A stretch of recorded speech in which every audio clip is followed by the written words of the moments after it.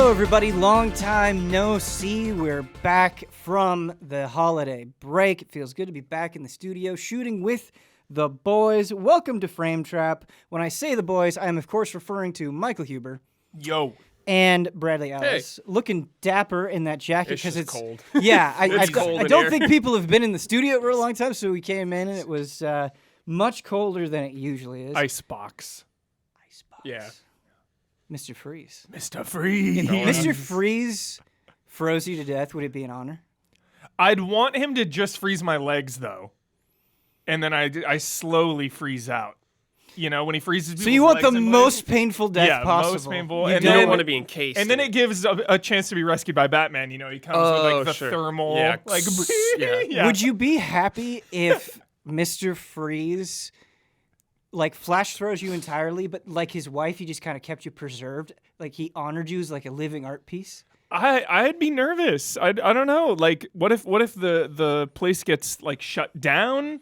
Then do I get shut down? Yeah. But then could you have that experience, you know, like that post-apocalyptic experience where you wake up and they're like, okay, it's 1,000 years in the future. That'd be such a trip. I thought about that. What was I watching, dude? I was watching some like random sci-fi shit. Demolition Man. And it was just like, dude, imagine if you fell asleep and woke up like way in the future. Yeah, it's Austin Powers. Yeah. It's cool. Yeah, could you even cope? Like, what?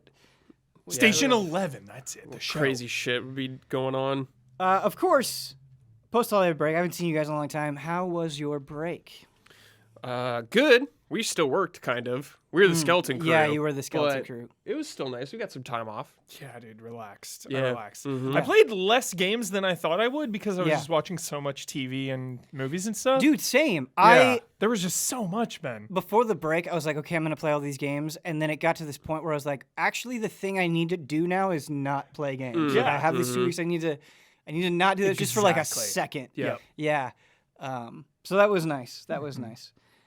Yeah, man, living out of a suitcase, never fun. No. Nah. Like, you just run into those awkward moments where you're like, oh, I guess I'm out of the clothes that I brought. I need to put them in the Laundry, yeah. laundry. Need to put it in my in-laws' washer and dryer, which of course they're like okay with, but it's still like Yeah, it's still uncomfortable. weird.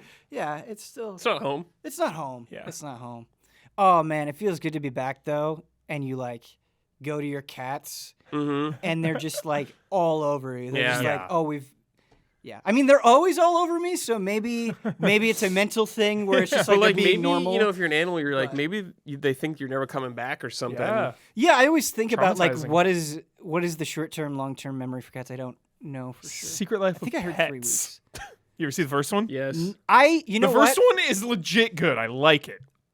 I'm sorry to do this to you. I think I started Secret Life of Pets and I was like, nah. Nah. Yeah, I was out on it.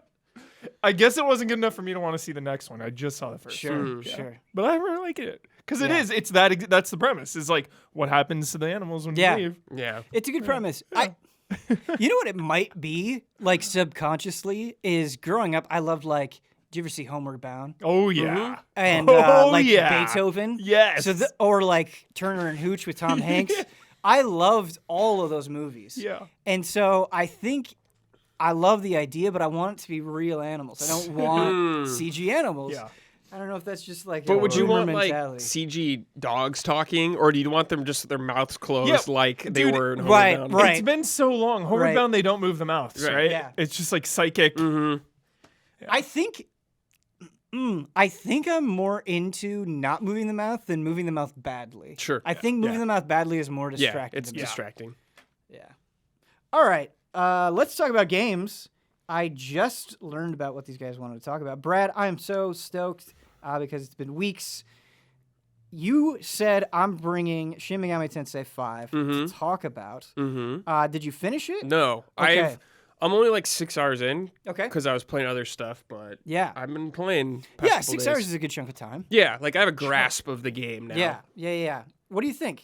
It's good. I like it. It's been really interesting playing it. I haven't played a proper Shin Megami since Nocturne, which is 3, right? Yep. I didn't get very far in it because I played it back in the day and I didn't know what the hell I was doing. And It Sure. was brutal. Yeah. 4 was handheld, right? Yes. Apocalypse? Four and Apocalypse are both 3DS. Oh, okay. Yeah. But yeah, it's been really interesting playing this in a post like Persona world where I'm more used to Persona. It's interesting because there has been kind of you look at it in like games media, and I feel like this is really being analyzed in a post Persona 5 Yeah. world, which is just like how impactful I think Persona 5 was, and the level of popularity. I would that say game like hit. since 3, Persona Yeah. blew up way over the proper Shimigamis. Yeah, definitely. It definitely rose in popularity, but I feel like 5 was kind of this moment that really grabbed hold. Yeah, So. but it's just been really interesting playing it because tone. Like there's dark stuff in Persona games, but like Yeah. this game is very bleak. When I play it, I have this feeling of like just constant like oppression upon me when Yeah. I'm just like in this world. Like everything is fucked up. There's demons. Like everyone's dead. There's angels and like demons fighting. Like everything's in a bad spot.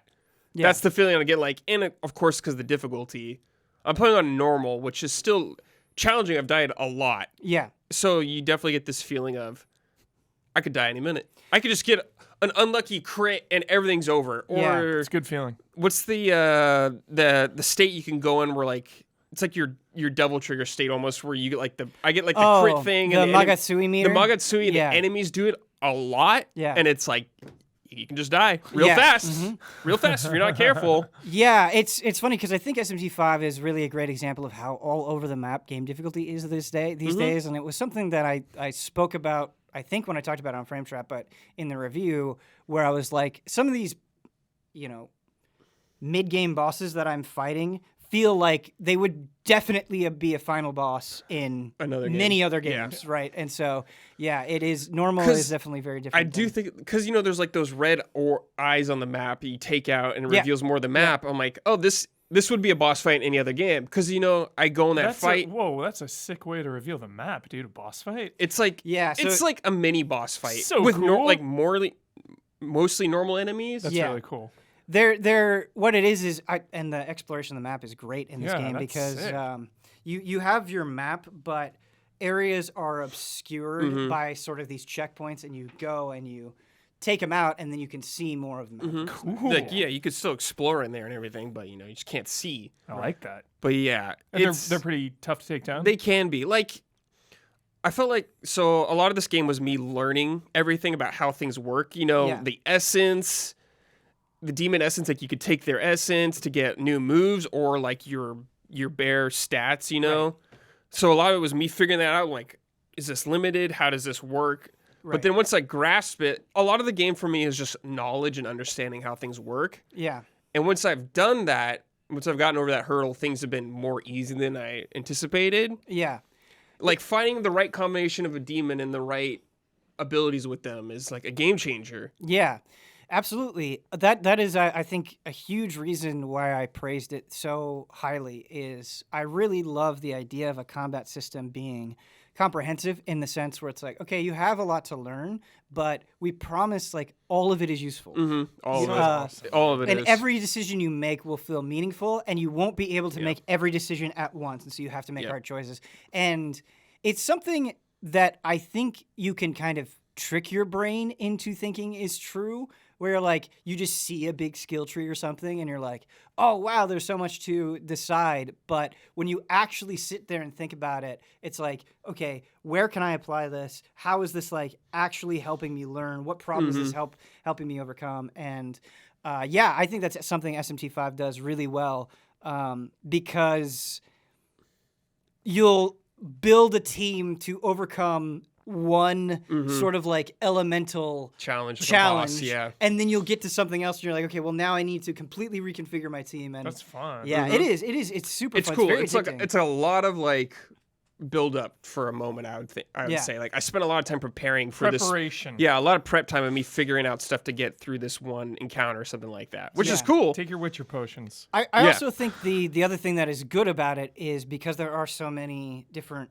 types of challenges, and because you kind of want to be fusing demons all the time, it feels you get this constant sense of progression, which is really nice. I do like the side quests. Mm. I was surprised that they caught me off surprise a couple times. Interesting, because I think one of my bigger criticisms is the side quest. So, in a sense, I'm not familiar with like in their past games, but I would say like one of the earliest side quests is you find these guys, you get them like food or whatever. Yeah. And I go back to the guys and they get food from me and they're happy. Then they're like, we want more. Yeah. And they just started fighting me. Right. And I was like, oh shit, I wasn't prepared for this. And there's like 6 of them and I died. I was like, okay, now I know this though. Like, now I know their weakness and I'll know this is coming. Or there's a really early on where it's like, hey, go kill this demon. This demon gives you a quest to kill another demon. And you go to that demon and the demon's like, well, you should kill that demon for me. So you could pick who you want to side with. And depending on who you side with is like who you get as a partner. Yeah. And I was like, oh, that's just sick. I didn't expect that. That is really cool. I agree with you. They do that a number of times. Okay. Yeah, I'm and still so- very early. yeah. Like I killed the first like main boss like Okay. at Tokyo Tower. Yeah. And I'm a little past that. Yeah, I think too many of the side quests for me weren't engaging enough from a narrative standpoint, and a lot of it felt the same, where it's like just go kill this or kill this, which is fine, but it just wasn't exceptional. Yeah. I think is maybe the I best way to think say it. because I'm still early, it's fine. Sure, yep. But like this game seems very long. What I will say about the side quests, though, like I did a ton They of them. all I didn't seem do like- all of them, but I did a ton of them. They give you They seem great stuff. so worthwhile. Yeah, All the loot, everything is it seems worthwhile, so worthwhile. Every time I get something, I'm like, oh, sick, nice. Definitely. I love that Definitely. feeling. I haven't had that feeling since Dragon Quest 11. Yeah, know? you'll That's- like if you why want I that loved kind of it so challenge, you'll much. like Yeah, this.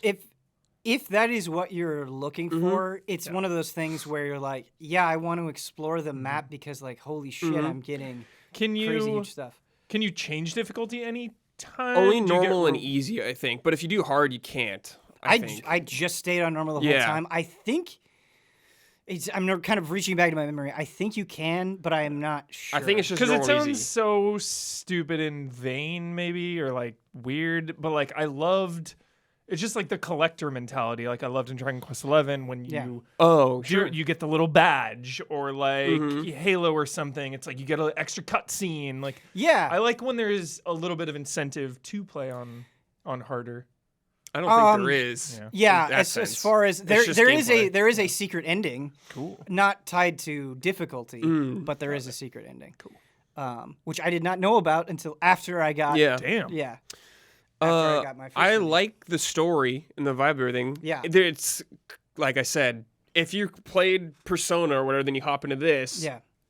Completely different, you know? Yeah. A lot of the time it's just very there's story a lot, but it's not like all the time on like Persona, you know, you're not fucking chatting Yeah. with people all the time like that. It's very isolated. Like you have this demon guy with you who talks to you, but Yeah. and I don't have a problem with that. I think it's cool, and I like that it makes it stand out from the other one. But to me, this is a game that focuses way more on combat Right. than that other stuff. Like, if you like the idea of like the collecting demon spot, their parts from Persona games, and the combat, this game really focuses on that. Yeah. Nice. I think it's its strength so far. Absolutely. Yeah, I think that's really actually that kind of ties into the two games that I'm bringing to talk about today, where I just feel like over time it's become more important to me to have a good number of the games that I'm playing have that immediacy to them. Like I feel like I am losing, and you don't want every game to be the same. And I think every once in a while this is okay, but JRPGs are just so guilty of just being so fucking slow and like filling you with things that could be said in half the time. And yeah, SMT5 is refreshing in the sense, in comparison to a lot of other things out there where it's just like, no, go play. The appeal is in the mechanics of the game. Yeah, that's the main appeal of the Yeah, game. I love that. And you were kind of mentioned feeling the pinch, and I love just sometimes when you're negotiating with demons. Dude, And, sometimes I don't know. Like, I don't know what to say to these demons a lot. yeah, you definitely have to feel it out. And there are just times where they're like, okay, give me this much money. And you're like, okay, I can handle that. And then they're like, give me a lot of your health. give me like more money. And you're like, oh, okay, this is starting to hurt. And then after you've given the money twice, they're like, okay, give me money again. And you're just like, oh my God. Yeah. Like you care about economy a lot. And Yeah. I think, Yeah, you do. I don't know. I just think the economy of things in this game is really well I really balanced. like what's it called? Praise or glory? I forgot what it's called. Yeah, but glory. I really love that. It's like this separate currency you get from collecting. You can get from some chest kind of things, but there's these characters almost like Koroks from Breath of the Wild. Like these guys spread out through the map, and you collect them. you get a certain amount, you get like an item or something, but they also give you glory, which is a separate currency you can use to buy really awesome shit. Yeah. Like really important stuff. Silver, gold medal. To like make your Matsugui meter go up, which is super crucial, by the way. Nice. Like this meter can be a game changer in every single fight. Yeah, But like even more slots for demon moves, or you can hold more demons. It's like you always want something. Like there's always something I want in this game. There's always something to go for. Well, and what's nice about the glory is again those hard decisions, because the way that you power up your spells is by spending glory on powering up like each individual element. Yeah. Right? So it's not just like it's not like other games where it's like, well, you just grinded it out, so now you can nuke them. It's like, no, I have to like make the choice to do that and make the sacrifices to do that. And it comes at the cost of, not getting more Magatsui gauge, which can be useful, or just other things that you get, like having negotiations be easier or something like that. And so it's just like it's pulling you in all these different directions, and it gets in your face enough to be like, actually, I do want that thing, which I So really far, like. I actually like the orbs on the world that give you like health or mana. I do like those actually, because you could get to spots if you don't use those where you feel like you're going back and getting. Yeah. Because like right now, like I could do quite a bit of spells, but if I don't have those, could be a real problem. So I'm going back and refilling, but you can find those around the map and just collect them, and just it keeps me from like constantly thinking about like, oh, I'm low, I got to go back, kind of thing. Yeah, I feel like I don't know how quickly this happened. Maybe it was immediately, but I feel like it got to a point where I was like, this isn't doing much for me. But what I do like that they do is they serve kind of as great markers, and they emphasize how explorable the world is. And so you'll see something, it's just like they're very easy to see, and you go over there and you're like, oh, I can go underneath this thing or up and around. And I think that helps. I love. Well, how yeah, they're like a explorable everything beacon. is. Yeah. No, they're a beacon. They're a bonus for exploring, and they're worth seeking out. Yeah. That's what I like about The it. beacons are lit. A criticism that I had is, I think in terms of aesthetic, A lot of sand. yes. Everything is sand so far for me. It's a lot of rubble, basically, Yeah. and it doesn't stray too far beyond that, which is kind of disappointing. I think I would have liked more variety, but I think what saves it is I think each map is really well designed and really fun to explore. That the art of going through it is fun, even if visually it's not. I think it's necessarily that wise that great. your character can run pretty fast. Oh my god, it's great! You just zip around. Yeah, I it's think that was awesome. a really smart move. I was like, this is like a really good speed Yeah. for your character. It's funny. I remember this from long ago, where one of the reasons Isla was motivated to play Nier Automata was she was told that it's a nihilistic game, and like this is very. I can see that interpretation, but I think like SMT5 can certainly be a lot more nihilistic, and I love that about it. Where I do it's like that just about like, it. It's just like everything's- sometimes horrible things happen. Yeah. What are you going to do? Yeah, it's just like everything's Yeah. fucked. Yeah. Essentially. Yeah, it's cool. But it's a good game. I'm really enjoying it. I'm curious to see Nice. how I feel about it, like 10, 20 more hours in after. Yeah, I'm Especially excited like to. the elements of side quests and stuff like that. Right. And the yeah. environments. Yeah, There keep are going. some. It's one of those games where you kind of have those oh shit boss battles where there'll be like this super hype cutscene and they just look so cool that you're excited to take them on. Yeah. And so when you get to some of those things, I'm excited I mean, to get your great enemy design as Oh, always.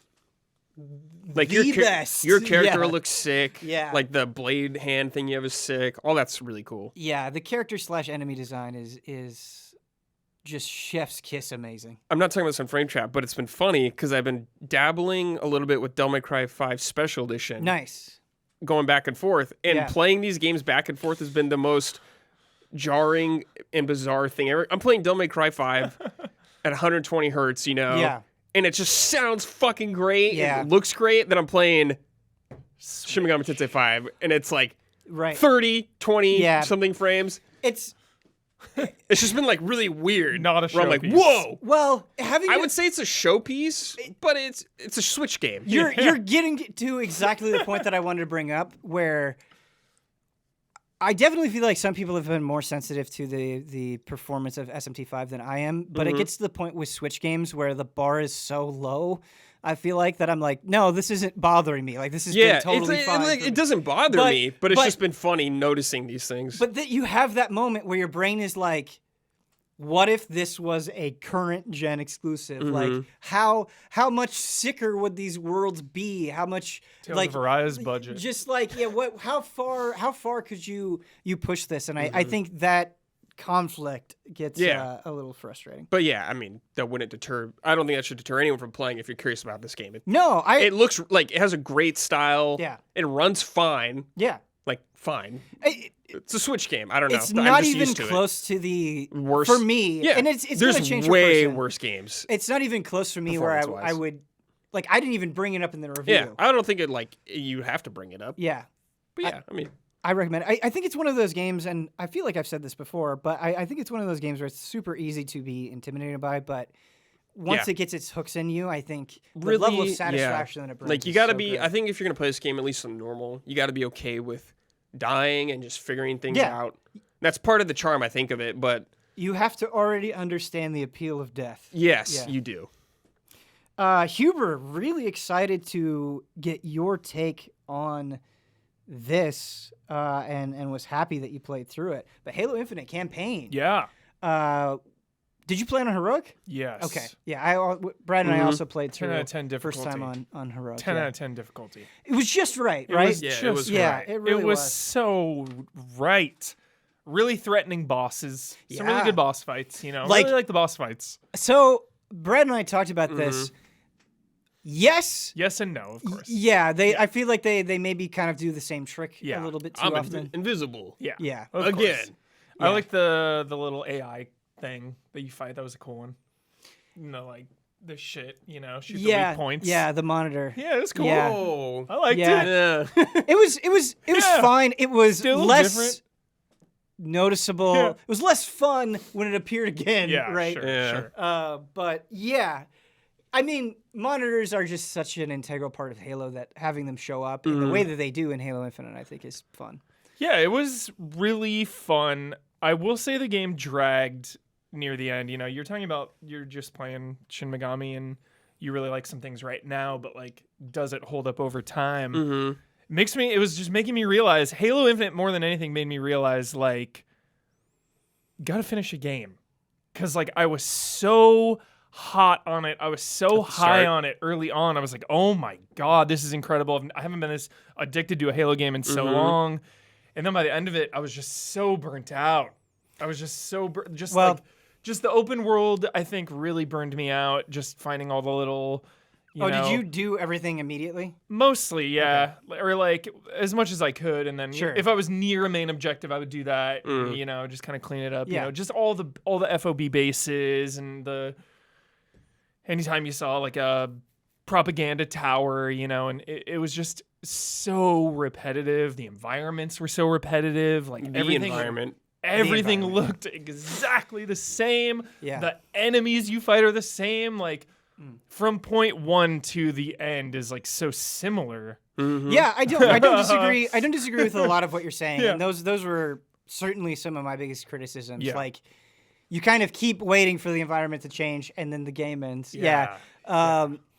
And but the other thing is, and I went through a similar thing that you did, and I feel like I've seen other people go through this as well, where you go in and you're like, oh my God, open world Halo, why didn't they do this before? Yeah, and you certainly have that honeymoon phase. Yeah. But then that wears off over time, and I was like, I'm kind of craving the more set piece, more handcrafted things that Halo has done before, and you do get more linear sections at the end, but then I'm like, this might as well just be firefight. Like, it's just hallways.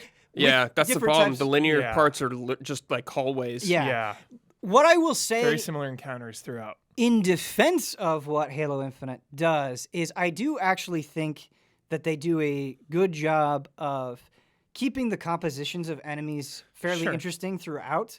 I think the enemies that they do have, for the most part, are pretty meaningful, and I feel like they're regularly shuffling things around, which I liked. Yeah, they remix them for sure. The enemies, totally. And I do think the sandbox combat is damn near well like perfected Yeah. in Infinite.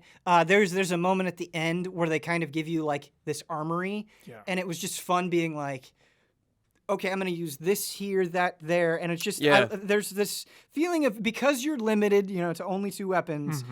But everything can be useful in the right circumstance. Yeah. There's kind of this nice, like, pick it up as you go along, or how am I going to use this vibe? Or, like, am I going to pick up this fusion coil and throw it at this enemy and then go in? And I like that. Yeah, me too. I think that was really good. Like, sometimes I'd run out of ammo. I'd be like, oh, got to switch it up. Yeah. I loved that. Yeah.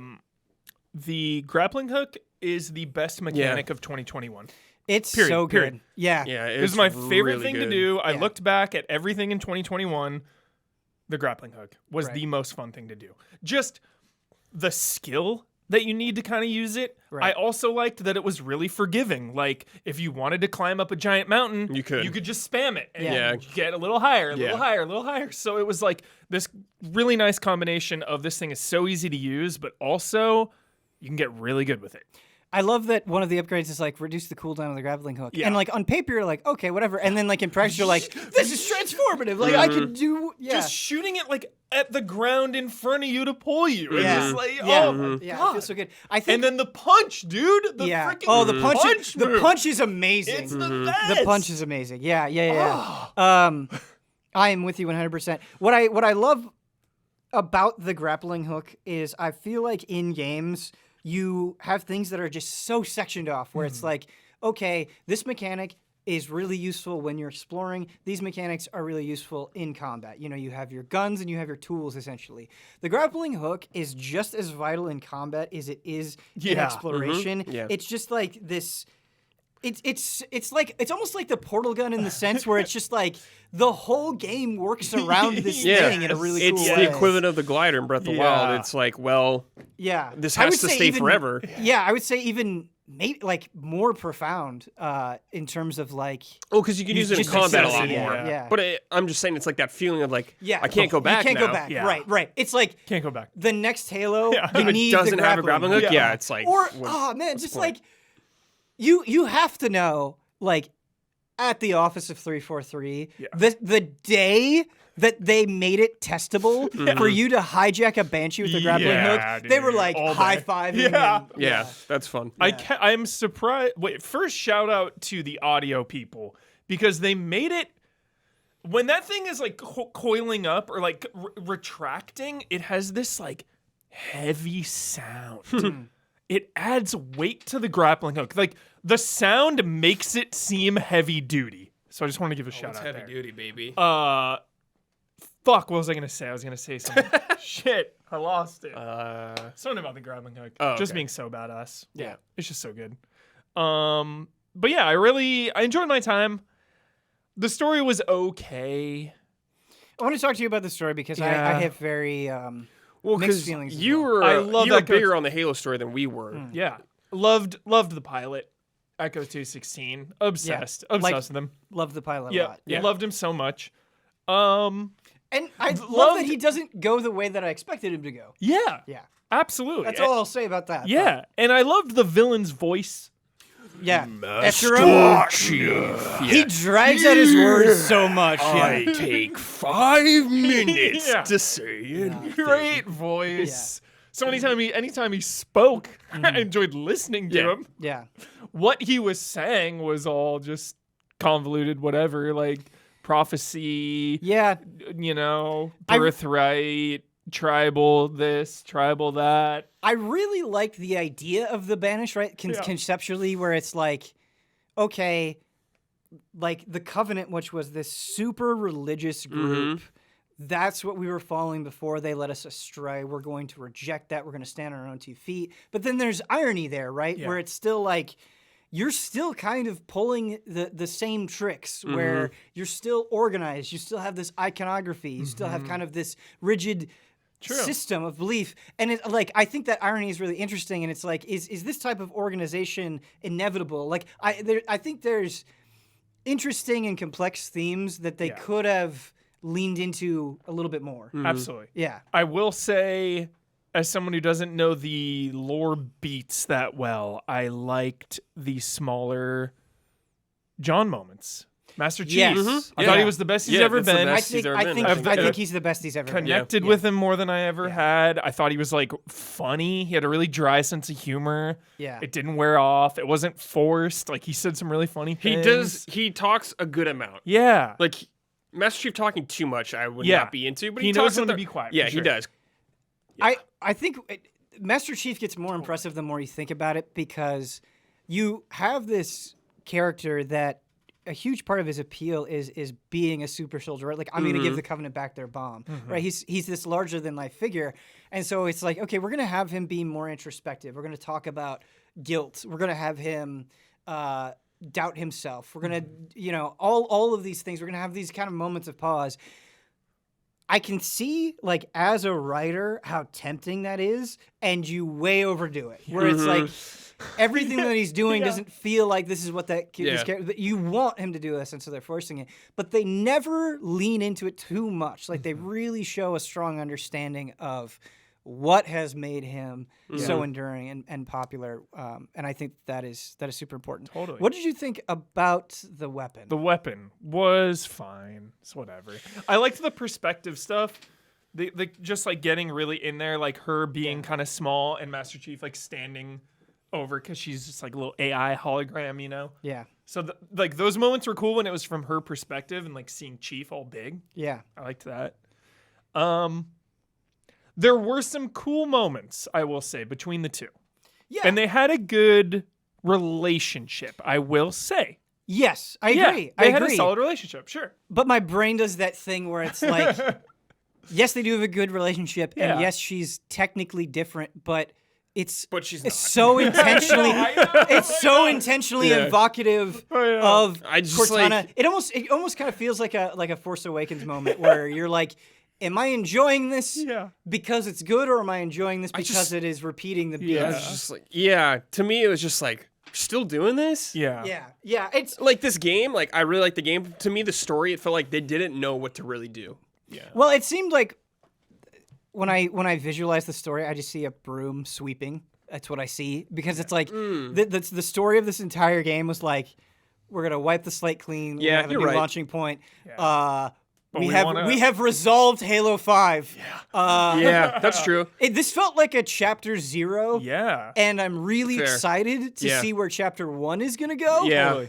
But I'm gonna be way less excited if it's like 10 years from now. Like if the story mainly revolves around the weapon again, I'm just Right. like, dude, come on, man. We've been like every like Halo game is like some shit with AI.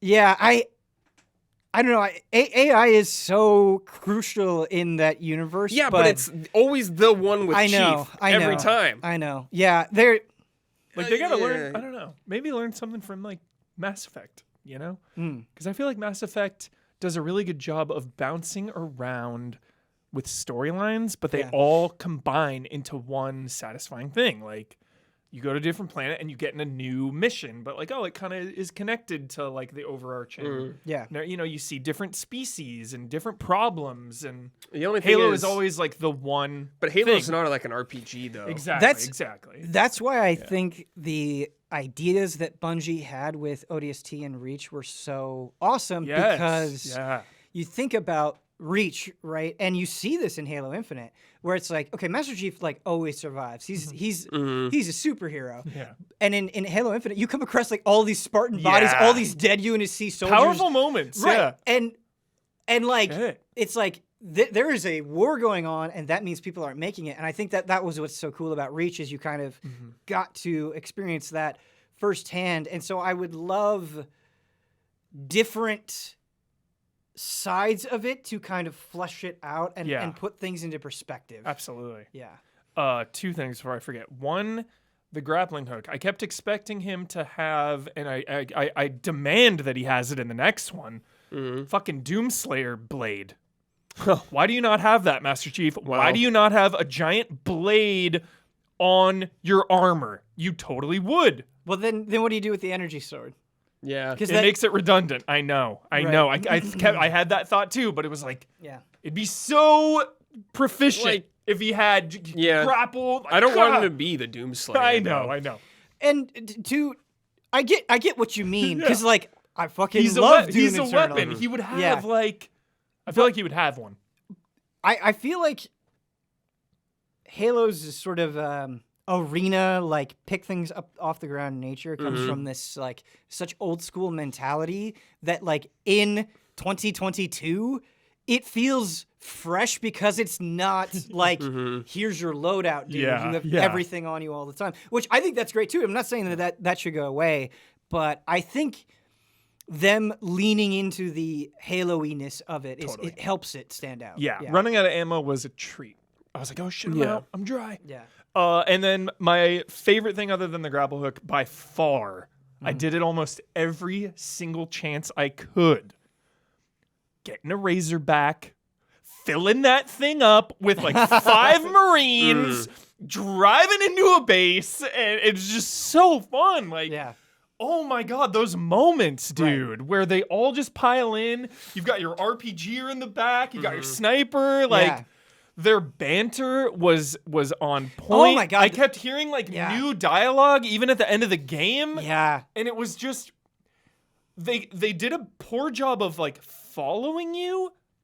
But if you were just drive them into a base with a Razorback, like that shit was magical and some of my favorite moments for sure. Yeah. I agree with you that they're not the most useful AI companions ever. Yeah. But there was something so appealing about okay, we're retaking this ring Yeah. and like building up your forces and then Like, dude, the rocket launcher people would like shoot some like planes out of the sky. I was like, oh shit. Yeah, Blood actually brought this up, and I was like, I wish I would have talked about that in the review, but I think the Banish banter and how many lines that they have. Phenomenal. And how much those lines stand out, I think is really cool. I loved the Covenant propaganda. Yes. Or not the Covenant propaganda, the Banish propaganda. Yeah. I'm going to make that mistake. Well, here. I mean, yeah. they're pretty much the same. Yeah. Banished. Yo, where's the Arbiter at in universe? What's the lore? Where's he at? The Arbiter was like, I'm going to get this wrong. Get it wrong. We'll I'm take going corrections. I'm going to I meant to do a wiki search after, but I forgot. Arbiter, where you at? Because in like Halo 5, he like liberates people. He's working. He's like allied with the UNSC. That's right. I do remember that. And he's like vaguely. He's retaking basically the elite like world. They go and they liberate it. I think that's what happens. DLC. I could be wrong. I could be very wrong. Arbiter DLC for Halo Infinite. be. Yeah. Dude, an Arbiter chapter. The Arbiter Let's is so go. sick. I love Arbiter. I just love in lore where like you have this ultra religious, ultra zealous group, and it's like, this is your brand of shame. You will repent through action. So intense. Yeah. Arbiter hype. Yeah. He's so sick.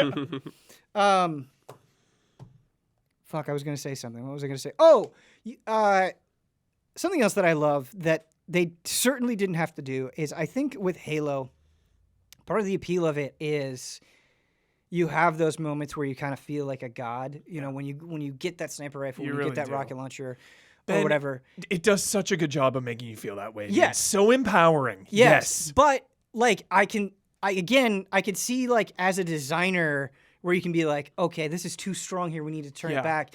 And I feel like Halo Infinite has this moment where it's like, no, it's okay. Like they put in the work to unlock the tank at the FOBs. Let them just call in a fucking tank. And if they can do crazy shit with it, great. And it's like, okay, perfect. You it respects the power levels. You sacrifice balance for fun. Yes. And that's exactly what you should have done. Absolutely. Yeah. And I think it makes that decision very deliberately and very carefully. Hell yeah. Where you still feel satisfied and you earn something, but then you kind of get that moment where you're just like, fuck you feel guys. like a god. You feel like they do such a good job of making Chief feel like a superhero. Yeah. Like you really, really do. Yeah. You're vulnerable, which makes it even better. Because if you get outgunned and outmanned, you're just like, it can get out of control. But if like it's you versus 1 or 2, like you have the upper hand. Yeah. So yeah, I'm glad you said that. Yeah, they nailed that feeling. And I do think they really nailed kind of the spaces that they were working with, because you gotta love it. That moment where you like go onto the battlefield and you're assessing threats on the ground. It's like, oh no, shit, I'm getting sniped from all the way over there. Okay, I have to deal Freaking with that snipers. first, Or, it's just like, okay, there are 2 ghosts roaming around. How am I going to deal with those? Yeah. And it's a great time. So do you feel like this reignited some Halo love in you? really feel like it's the Force Awakens of Halo, truly. Where it's Yeah. like, we're going to give you everything you kind of wanted. Like, we're going to give you that classic Halo feeling, but like newer, which is a blessing and a curse because it is, like you were saying, just with the whole storyline, it is kind of like, we've done this before, which was kind of like Force Awakens. Like, Right. we're doing this, but like It's newer. actually they kind of have this template with Halo Infinite in place where I feel like they have kind of figured out how to do open world. They have the mechanics down really well that I actually would just love like micro adventures of Halo Agreed. Chief, right? Agreed. Like almost like Telltale episodes because Yeah. I don't want to wait 7 5 years, 6 years, whatever Yeah. it is for the next. I don't think that's right. I think Honestly, they're primed it's to why- kind of. Yeah, it's why Mario Odyssey was so frustrating Yeah. because it feels like all you have to do Right. is just add a world, like one stage, or like for Halo, just Yeah. add an extra environment. Like, oh, he takes a plane and goes to the other side or Yeah. something. Like, Yeah, you know? it's It just seems so easy. Like everything is there.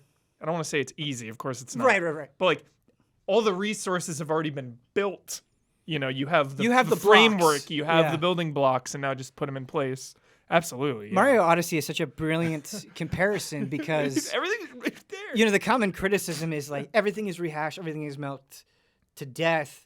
But I feel like in these 2 cases, it's like okay, like there's more that we could get from this. And I think Yes. that I think that would be so good. It's like don't make us wait for an entire sequel. Right. Just give us a little more taste.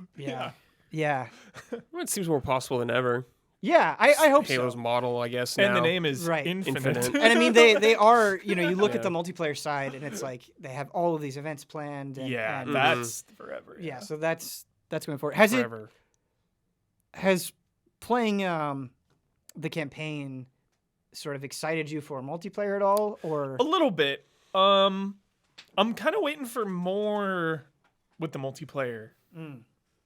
Yeah, I need another big hook. Because it's Yeah. kind of... Every match doesn't feel the same, obviously. question? But like the small number of maps and modes, I think, make it feel kind of similar. Have you played since they updated the playlists? I think I did a SWAT Okay. or 2. Yeah. SWAT's fun. Yeah. What was the other one they added? Team Slayer. Well, they added Tactical they Slayer. made permanent Fiesta. They added SWAT. They have just Slayer that you can queue into, and free for all. Free for all. Yeah. I was doing. I don't know if I've done SWAT, but I've played since they've added SWAT. Okay. Yeah. I definitely think that helped, and I liked Yeah, because it when did. I was playing it, I was having free for all challenges, and that was nice. Like earn cumulative score in Yeah. free for all. That was good. I will so it say helps. though, because we're going to talk about more multiplayer games. Yeah. And this is a very important point in regards to the other one we're going to talk about. Yeah. I do remember the last time I played the Halo multiplayer, I got my ass kicked 3 times in a row, Yeah. 3 games in a row, completely stomped. And I love losing in games. Yeah. Sign me up anytime. Like losing is a pleasure. I know I'm never going to be the best in a multiplayer mode. Right. But it was such a dismantling that it was kind of hard to have fun, where it Yeah. was like, my team has no hope, somebody on the team left, like, you spawn and you just get nailed from across the map. Like, it was so ruthless, and I hadn't played in a while, where Yeah. it was like, okay, is it already freaks only now? Like, it was competitive and nutso. And to be fair, I was like, yo, I'm kind of rusty. I just got to like get acclimated, get grinded. But I played a few in a row, and it was like, Right. whoa. I get where you're coming from. Since the review started for Halo, I've been playing a disgusting amount of Halo. And I've gotten to a point where I feel pretty good. I don't think I'm like God tier or anything like that, but I feel like Competitive. I feel comfortable. Yeah. And I definitely see what you're saying. Yeah, even for you, and you're all in. Like, there are times where I'm like, Jesus. Yeah, like, yeah. My God, Yeah. people are And it's freaking But I think Neo. what I think you're going up against Neo. I think what's more annoying than that is when you have these 4v4 matches, it's like everybody needs to contribute. Yes, and if that's you it. That's if you it. have those one or two weak links, Yes. or somebody drops out and you get a bot, it's like we're fucking dead in the I water. turned to Beth and I was like, Beth, when I'm the best player on a team, it's code red. It's not a good situation when I'm the one carrying the team. It is no. Yeah. Yeah, no, I that can be very frustrating. Yeah. So I think that just like it almost felt where it was like shit. Like, do I need to play this with friends only? Like, is then solo you get matched queuing- into groups, and Yeah. that is you really want the dismantled feeling. Yeah. You'll it's get the- four the people on clans in comms. there. Yeah, that's why I think free for all. And I was playing, Free For All is admittedly, probably- on not great internet, so it was laggy. Yeah. But I would get like second in a free for all match, and it's just like you kind of have that nice feeling of it's just like, okay, like I got there on my own, right? Yeah. And like when you have those people that like just are new or whatever, or just haven't played that much, it's like they're not necessarily bringing you down; they're just at the bottom of the scoreboard. Yeah. I think And it's go ahead. just my favorite part about Halo is the big fights. That's that's what I love about Halo. I Team think battle. the big team battle maps just look the same too much. Yes. From like the campaign, they're all like the rocky rock. tree thing from the campaign. And it's like Silver and green and brown rock. yeah, and you get the smaller modes. You got like the bazaar, you got like a little more city area. You get a more variety in the maps. I want like the big multiplayer map that feels like I'm not on the Halo ring, the force part. I play way more 4v4 than I do, like Right. way more. And I think that is a huge part of it is I just like, I think the smaller, You like the smaller non-big scale? team maps, I think they're just more interesting to Sure, play. yeah. I love Bazaar. I think that's a great map. Really, really good. Just But it's- thematically, I what- think it's a problem just like the campaign has. Yeah, I agree. The problem that I have with For big team battle Big team battle. Yeah. that I run into is I really like capture the flag. Yeah.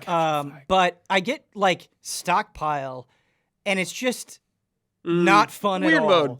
Yeah, Weird where mode. Is that the data? Where you thing? collect where stuff you, and throw where you get the power seeds and you throw them back to base. I really don't like that mode. Okay, shit. I like Um, stealing people's.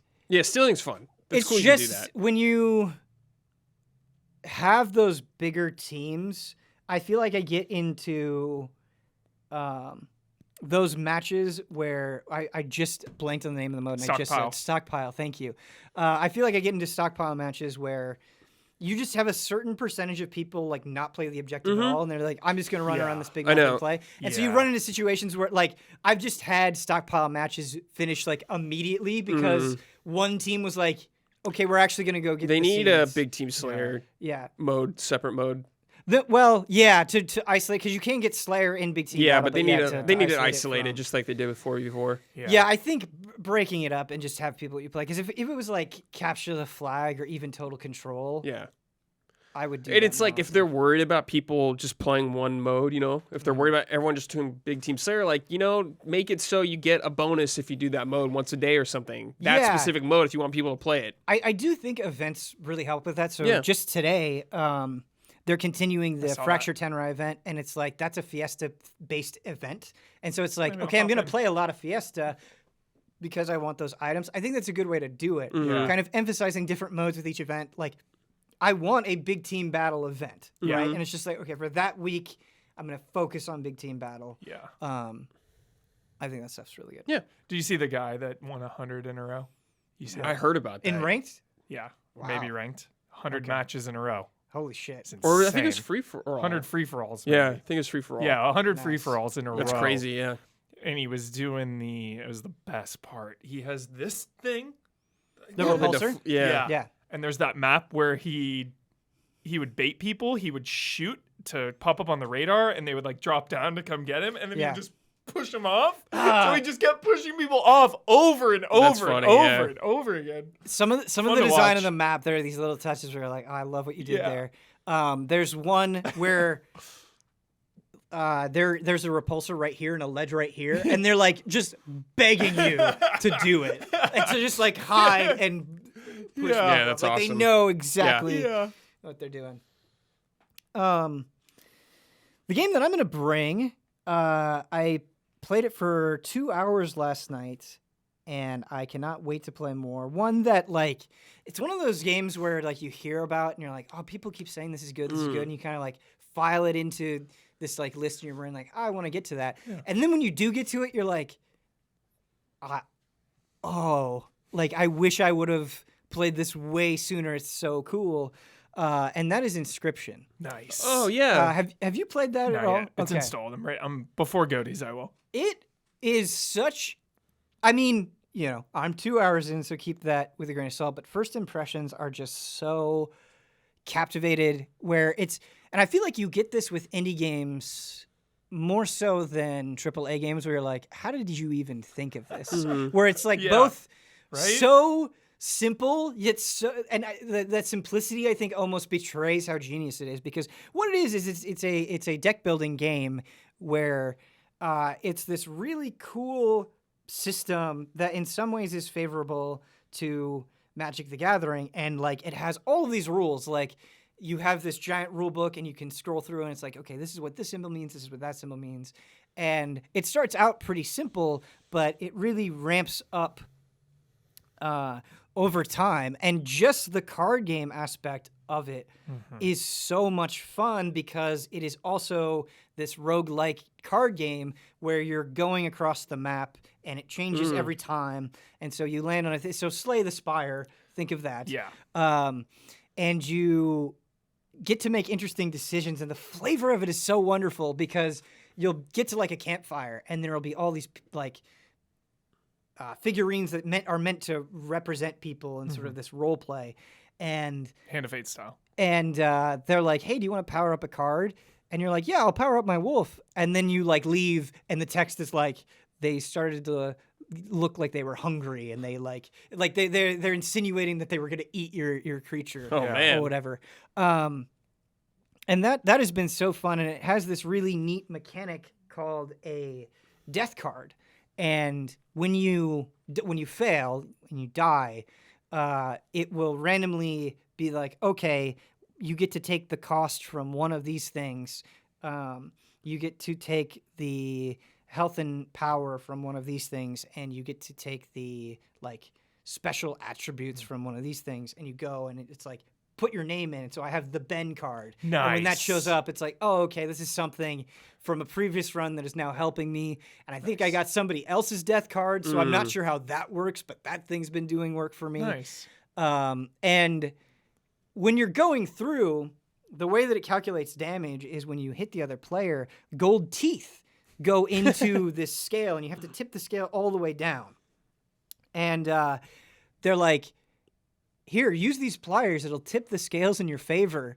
And you're like, okay. And so I just clicked it unassumingly, and you rip out one of your own teeth to get an extra point. That's Hell yeah. really funny. Hell yeah. But I haven't gotten to the craziest and most enjoyable part of this game. It is not just a card game. It is an adventure game within a card game. So you aren't just trying to beat the card game. It's that you are trapped, and there are puzzles around the room, and you can get up from playing cards and try to figure out what the puzzles are and piece this story That stuff looked together. That's cool. And getting to learn characters and things, and you'll get hints. And that has been so fascinating, because you think about like all of these great card games, and I think the actual card game here and the boss fights and everything they do is like so well. Like this could just be the cards, Yeah. and I think I would still love it. But the fact that it has this whole other layer is fascinating, not just because it's fun to figure out the mystery. Of course it is. Like, why am I here? Who are these people? What happened? What's the story? All of that natural mystery stuff. It's that like your own mind plays tricks on you as you're playing Inscryption, because it's like, okay, do I know enough Should I keep poking around this room? Should I go back and play cards? Am I going to learn more? And you're just like, if I get farther in the card game, will that like?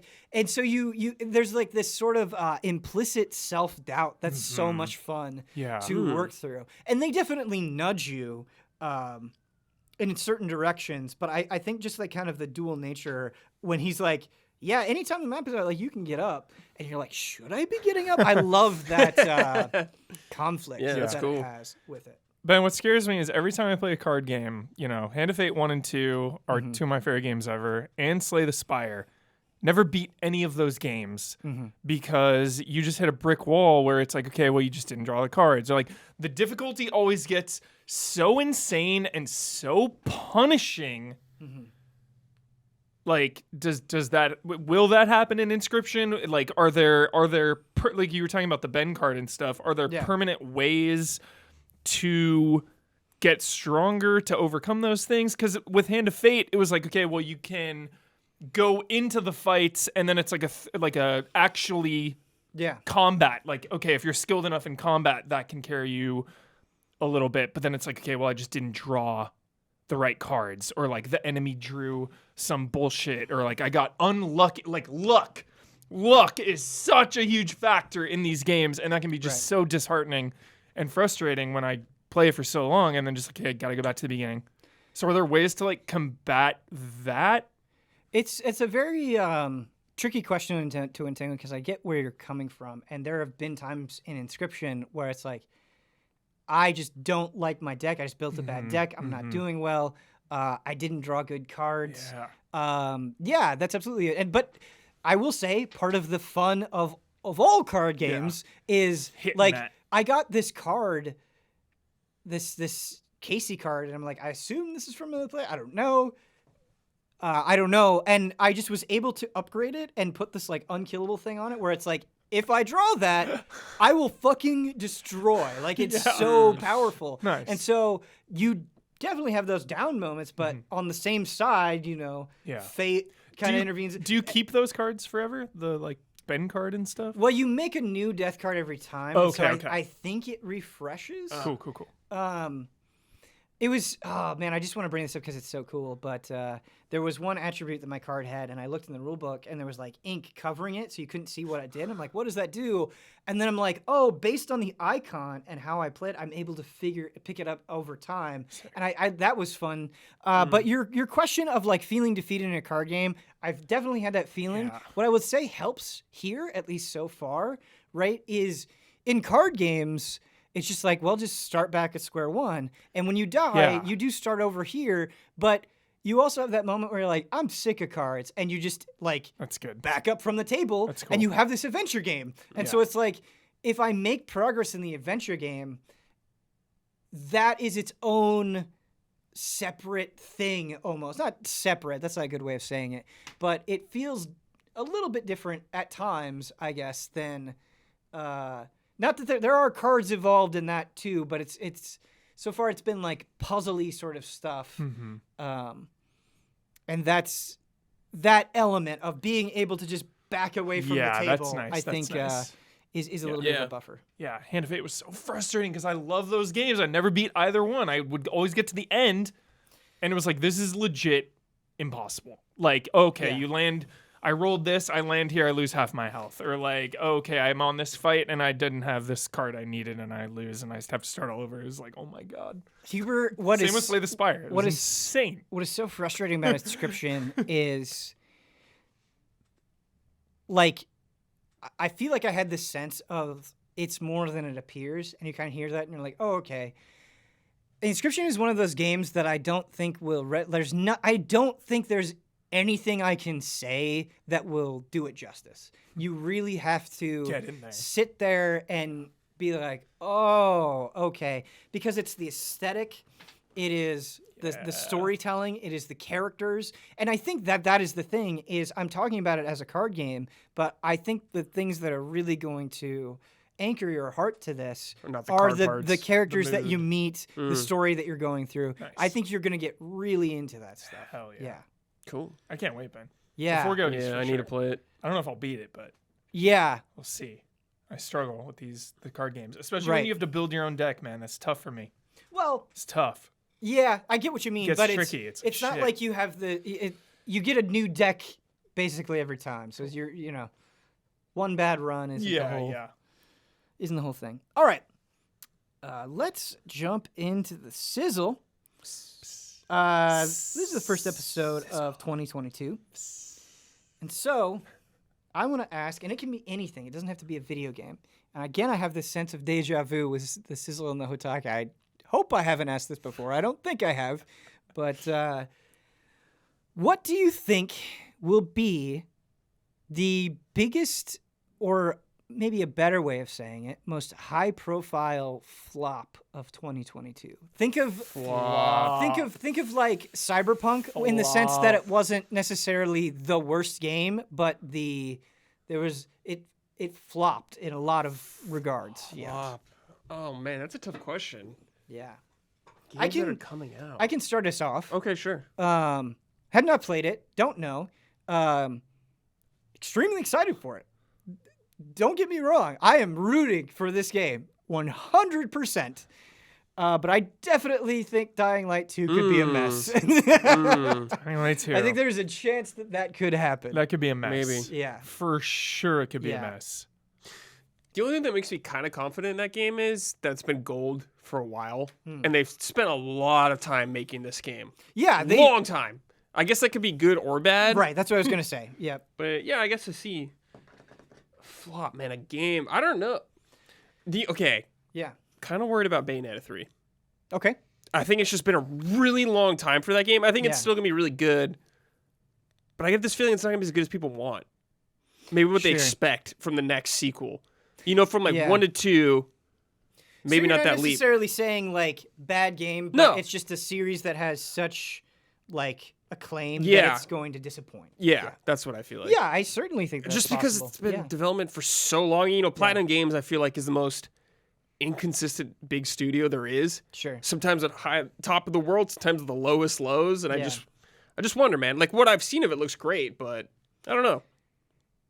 Yeah, it's interesting. I feel like this is a strange thing to say, but I feel like Devil May Cry 5 has almost given me more confidence in Bayonetta 3 because there was definitely a moment with Devil May Cry 5 where I'm like, I don't know, like, is this going to work? Mm-hmm. And the combat was just so refined and so excellent that I had a great time with it. That I hope, Platinum is able to do that in the same way. Sure. Yeah. Yeah. I mean, I hope it. Fucking, this is like the best game ever. Sure. No, I to give you credit though, I absolutely see where you're I just coming worried from. about because it's been so long for that I absolutely game. see where you're coming from. Oh fuck! I didn't think of this until right now, and I should have. I think I'm really rooting. You're about to take my game. Okay, go first. No, you go. I got a good one. I hope it comes out the this year. fan base needs it to be good, but I think there is a very good chance that it will really bum people out. Pokemon Legends. Okay, that's a good one. Yeah, That's a really good one. But like flop is so misleading because like even if people are pissed, it's gonna be one of the highest selling games. It will sell bucket loads. Even if there's cyberpunk levels of outrage. It'll sell. And again, we're not just talking about sales. We're talking about hype versus reality. Got it. Yeah, and I think that's where it could I need go to. I need to change my answer too. Yeah. But you should go first. Please tell me it comes out this year because I have no hope. Okay. Okay. Starfield was one that I thought of. Yeah. Starfield. I absolutely. That's a fair one, dude. This is like some EVE Online, but like, no. Actually, to Nope. give you credit, I think out of everything we have said thus far, my gut tells me that Starfield is the most likely to be that moment. Yeah. I think sure. I think it'll be okay. Like if they're I design, don't think it's gonna be like this revolutionary. if the design it feels like Fallout 4 or whatever, or Skyrim still from like all those years ago, where it still feels exactly the same. Yeah. I don't know. Like I think it'll be. Actually, I don't know because after 76, who the hell knows? Yeah. What's the one with Mark Hamill? Is that EVE Online? Yeah, no, that was Wing Star Commander. Citizen. Wing Commander. Star Citizen. Oh, Yeah. that's still a crazy Squadron game. 42. That shit. Yeah. I think So Brett is Starfield, yeah, totally I think. right. Where if we play Starfield and there's even that inkling of Fallout. that creation engine, Yeah. like it. Like walking into a space station and Yeah. just like looking in the corner and picking up like helium filaments. I don't know. Come on. I dude. would. I want it to be great. Of want it to course, be great. everyone wants it to be great. I think that's a great answer. My new one that I think I have more of a chance not delivering is Forspoken. Forspoken is also one that I thought I'm of. pretty worried about this game. Dude, why are people expecting anything better than a 7 with this Well, thing? I just think because like we're going to be swimming with it's a Forspoken. Square Enix game. It's a PS5 exclusive. Yeah. And Swimming. depending on who you are, it's the Final Fantasy 15 team. That's right. So That's right. So a little more investment there. I mean, it's Amy Hennig's like game that's a game that she's written or co-written, and she hasn't written a game that's come out in forever. True. yeah, That needs to win. Yeah. We need a win there. They need to win. Forspoken has this weird feeling for me where I see it and I'm just not enamored with it. Yeah. It's not clicking. I think they had footage that came out, and they took it down Oh. because it wasn't great. Like it wasn't running great. Obviously, the game still got a ways to go. And the writing was like people were not into the writing. I remember. Good mocap. Yeah, for sure. Yeah, like curious about it. Yeah. Want it to be great. That's a good pick. I want to enjoy it, but I'm just like a little worried about it. Yeah, Yeah. I I hope had we're I had swimming. a similar feeling with Horizon Zero Dawn, and I ended up really liking it a lot. So sure, hopefully yeah. it is one of those situations. We'll have to see. I was going to say Forbidden West, but I think that is like, it's going to be good. I have Forbidden West. zero doubts. Yeah. Yeah. It'll be, Yeah. It'll be solid. Yeah. Rift apart. I stuff. think Mhm. I think the worst it's going to be is very solid. Yeah. Yeah. Like, that was good. Yeah. That's the worst. Yeah. That's Oh, the Forbidden West, that worst was a good case sequel. scenario, Yeah, it was fun. It was fun. Any others that we can think of? I don't know. I feel like so much back half the year is just unknown. What do you think I got a about question. Gotham Knights? You think that has any chance? Oh, of I think it'll flopping? be good. I think it'll be good. I think it'll be good too. I have a question Just for throwing you. it out there. Yeah. Can Battlefield turn it around in 2022? Oh, absolutely. Yes. Okay, good. This industry is just so like I don't know the word that is coming to Fickle? mind. No, well, fickle, yes, but like extended. Like nothing dies. And I've just seen this cycle over and over again, where there's a ton of outrage.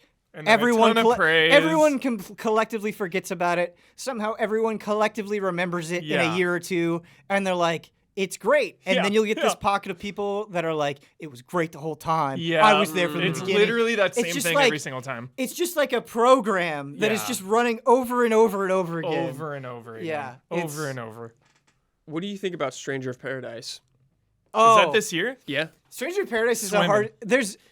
I really loved the demo. Mm-hmm. I'm not sitting here and saying it's the greatest game of all time. Right. But it's Limp Bizkit absurdity mixed with that type of combat. I think there is a 0% chance that I'm going to like it. I certainly don't think everyone is going to like it. Right. But I think that's one where I've played it enough to Yeah, like I'm in. I've set the right I'm in. expectations, I think. I'm in. Like Yeah. hell yeah, but I wonder if people are like, this sucks. Oh, people are definitely going Yeah. to say that it sucks. I'm going to like it. Yeah. Yeah. It's Yeah. Neo Final Fantasy. It's like cool. Yeah. No, it is. It's Neo Final Fantasy. Yeah, cool. It is what it is. Yeah. People are like, oh, it's too dark. Yeah. The visuals. I liked the sounds. Yeah. And you would like crush the crystals. Yeah. Yeah. I just wonder about that game. You know, Oh yeah. It's. it's a weird game. It's like a I love little Boruto weird. filler I arc. love little weirdos Me too. like that. Yeah. No, it's gonna be a weird game for sure. It is going to be. It's like one of those experiments. I think of like your like Asura's Wrath, where it finds that niche. People sing its praises, Yeah. and you never No see one- another one Yeah. ever again. Yeah. Yeah. It's I have no expectations of there being a second Stranger of Paradise game. Yeah. Square Enix. So who knows? Who knows? Literally, who knows? Who Yeah. knows? Anything can come back and will. Yeah. Do you remember how Given badass the Lightning opportunity. looked in Lightning Returns with Cloud's armor? Do you remember that? I do. Yeah. I saw that The going soldier around. uniform. Soldier uniform. Yeah, it's cool. Yeah, dude. I think you should get the Buster Sword too, right? Yes. Was that like a pre-order bonus? Yeah. Some shit like Yeah, that. it Yeah. was. I saw that going around online the other day. I don't know why. This sizzle is brought to you by some wonderful shout-out tier patrons. I thought for this one, we'd just, it's the first episode of 2022. Let's just be ourselves. Yeah. Let's give it a normal shout-out. Shout-out to Elthanas, Greg the Dark Knight Kettering, Caleb Togi Crawford, and Nick. Shout out. Thanks. Brad, you brought one of those games where I'm like, oh, fuck, it's so good. I need to get back to it. And that is Hitman 3. Yeah. Delicious. Yeah, man. Favorite weapon. Hold on. Favorite weapon. No, first, right now. Gun to the head. Weapon? Favorite weapon. What was the favorite thing I killed someone with? I slammed someone like on a pin, I think, and that was like my favorite thing I did. Nice. Like their head in a pin. Hell I was yeah. like, oh shit, that was awesome. Hell yeah. Because it was just there, Yeah. and it's like, do you want to do this? I was like, yeah. Sick. Like Okay. that hesitation. Cool. Hitman. Dark Knight. I've only beaten one Hitman before, and that was Blood Money, I think. Good one That's to a beat. good one to beat. Yeah. So, I didn't play a lot of this rebooted trilogy. I just play here and there with you guys on stream or whatever. Yeah. But I was like, I gotta play Hitman this year. For Goat, he's like, I got to, because it's Hitman. Great time, man. Yeah. Just a damn good time going through this game. Man, so much fun in these levels. Some jank here and there, and like the Hitman's goofy. It's really goofy when you think about it. Like, it's not as serious as I thought it'd be. Like, it just playing, like the story's serious, but man, just Dropping going through bodies these, in coolers and these shit. awesome locations, and it's just like, figure it out. Hey, there's a ton of way to kill these people. There's a ton of like optional quest things you can kind of do that'll lead into it all. Like, just figure it out. Like, playing through I think if you're a person who doesn't like playing through missions a lot of times, you won't get the most out of this game. Right. To get the most out of this game, you got to play these missions like 3-4 times to really see everything. I think that's the most fun.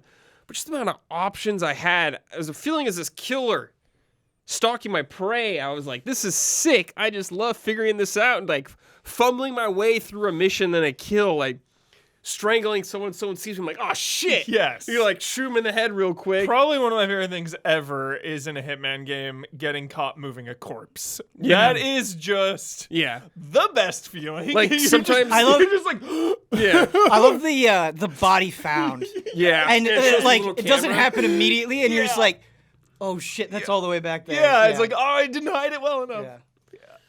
I think just like the strength of the missions though has really carried me through this game. Yeah. Just like how different all of them were. They were, and I all felt like the first mission in like Dubai and like huge building skyscraper. God. Such a good mission. Push the guy like off the ledge, Yeah. dude. That's I- such a good one. I loved that because one of the guys that you have to kill, he's like on this loop, and I just remember like going around and around and around, being like, "What's the perfect kill spot?" Yeah. And it's like, it's no wonder these games aren't bigger. It's because they're so slow in this like Yeah. wonderful Intricate. way. Yeah, you have Like, to be slow and deliberate. think about how many games where you're just like following a glowing arrow, I right? And you're know. just like I breathing know. through, and that's okay.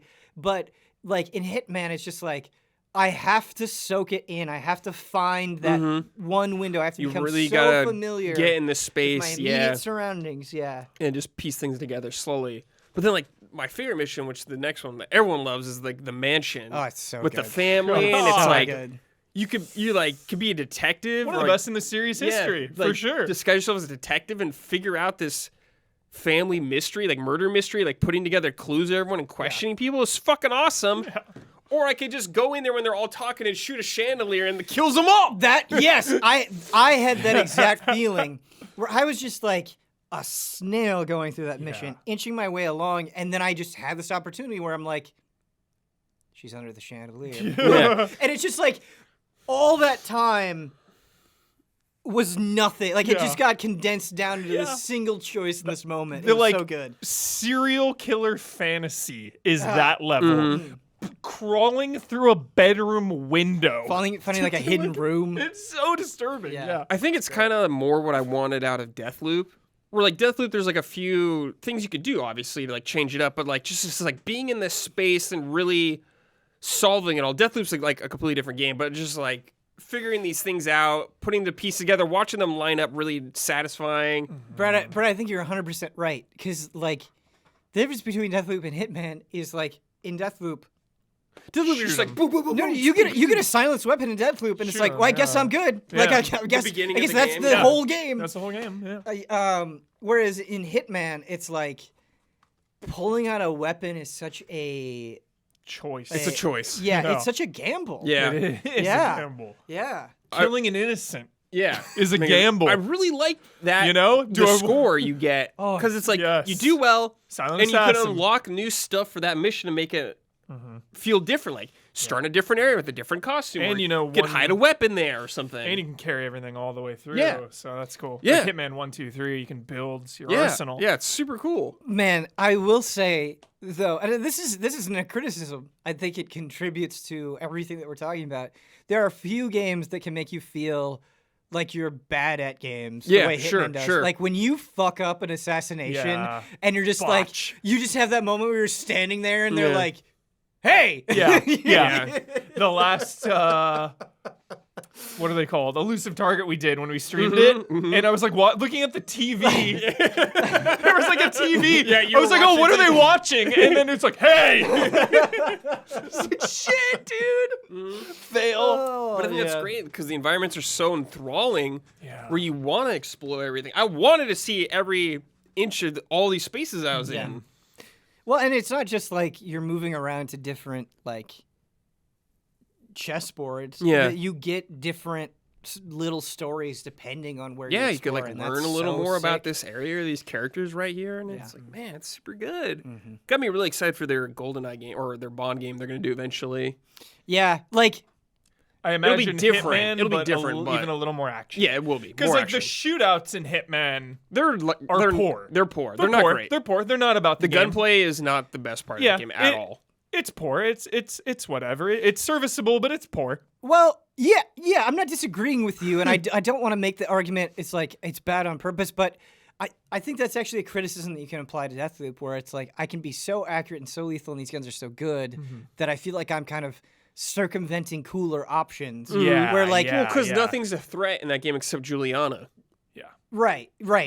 So in Hitman, it's like if guns were like super amazing, Yeah. then I don't think I would And be. dude, a silenced pistol shot is pretty satisfying.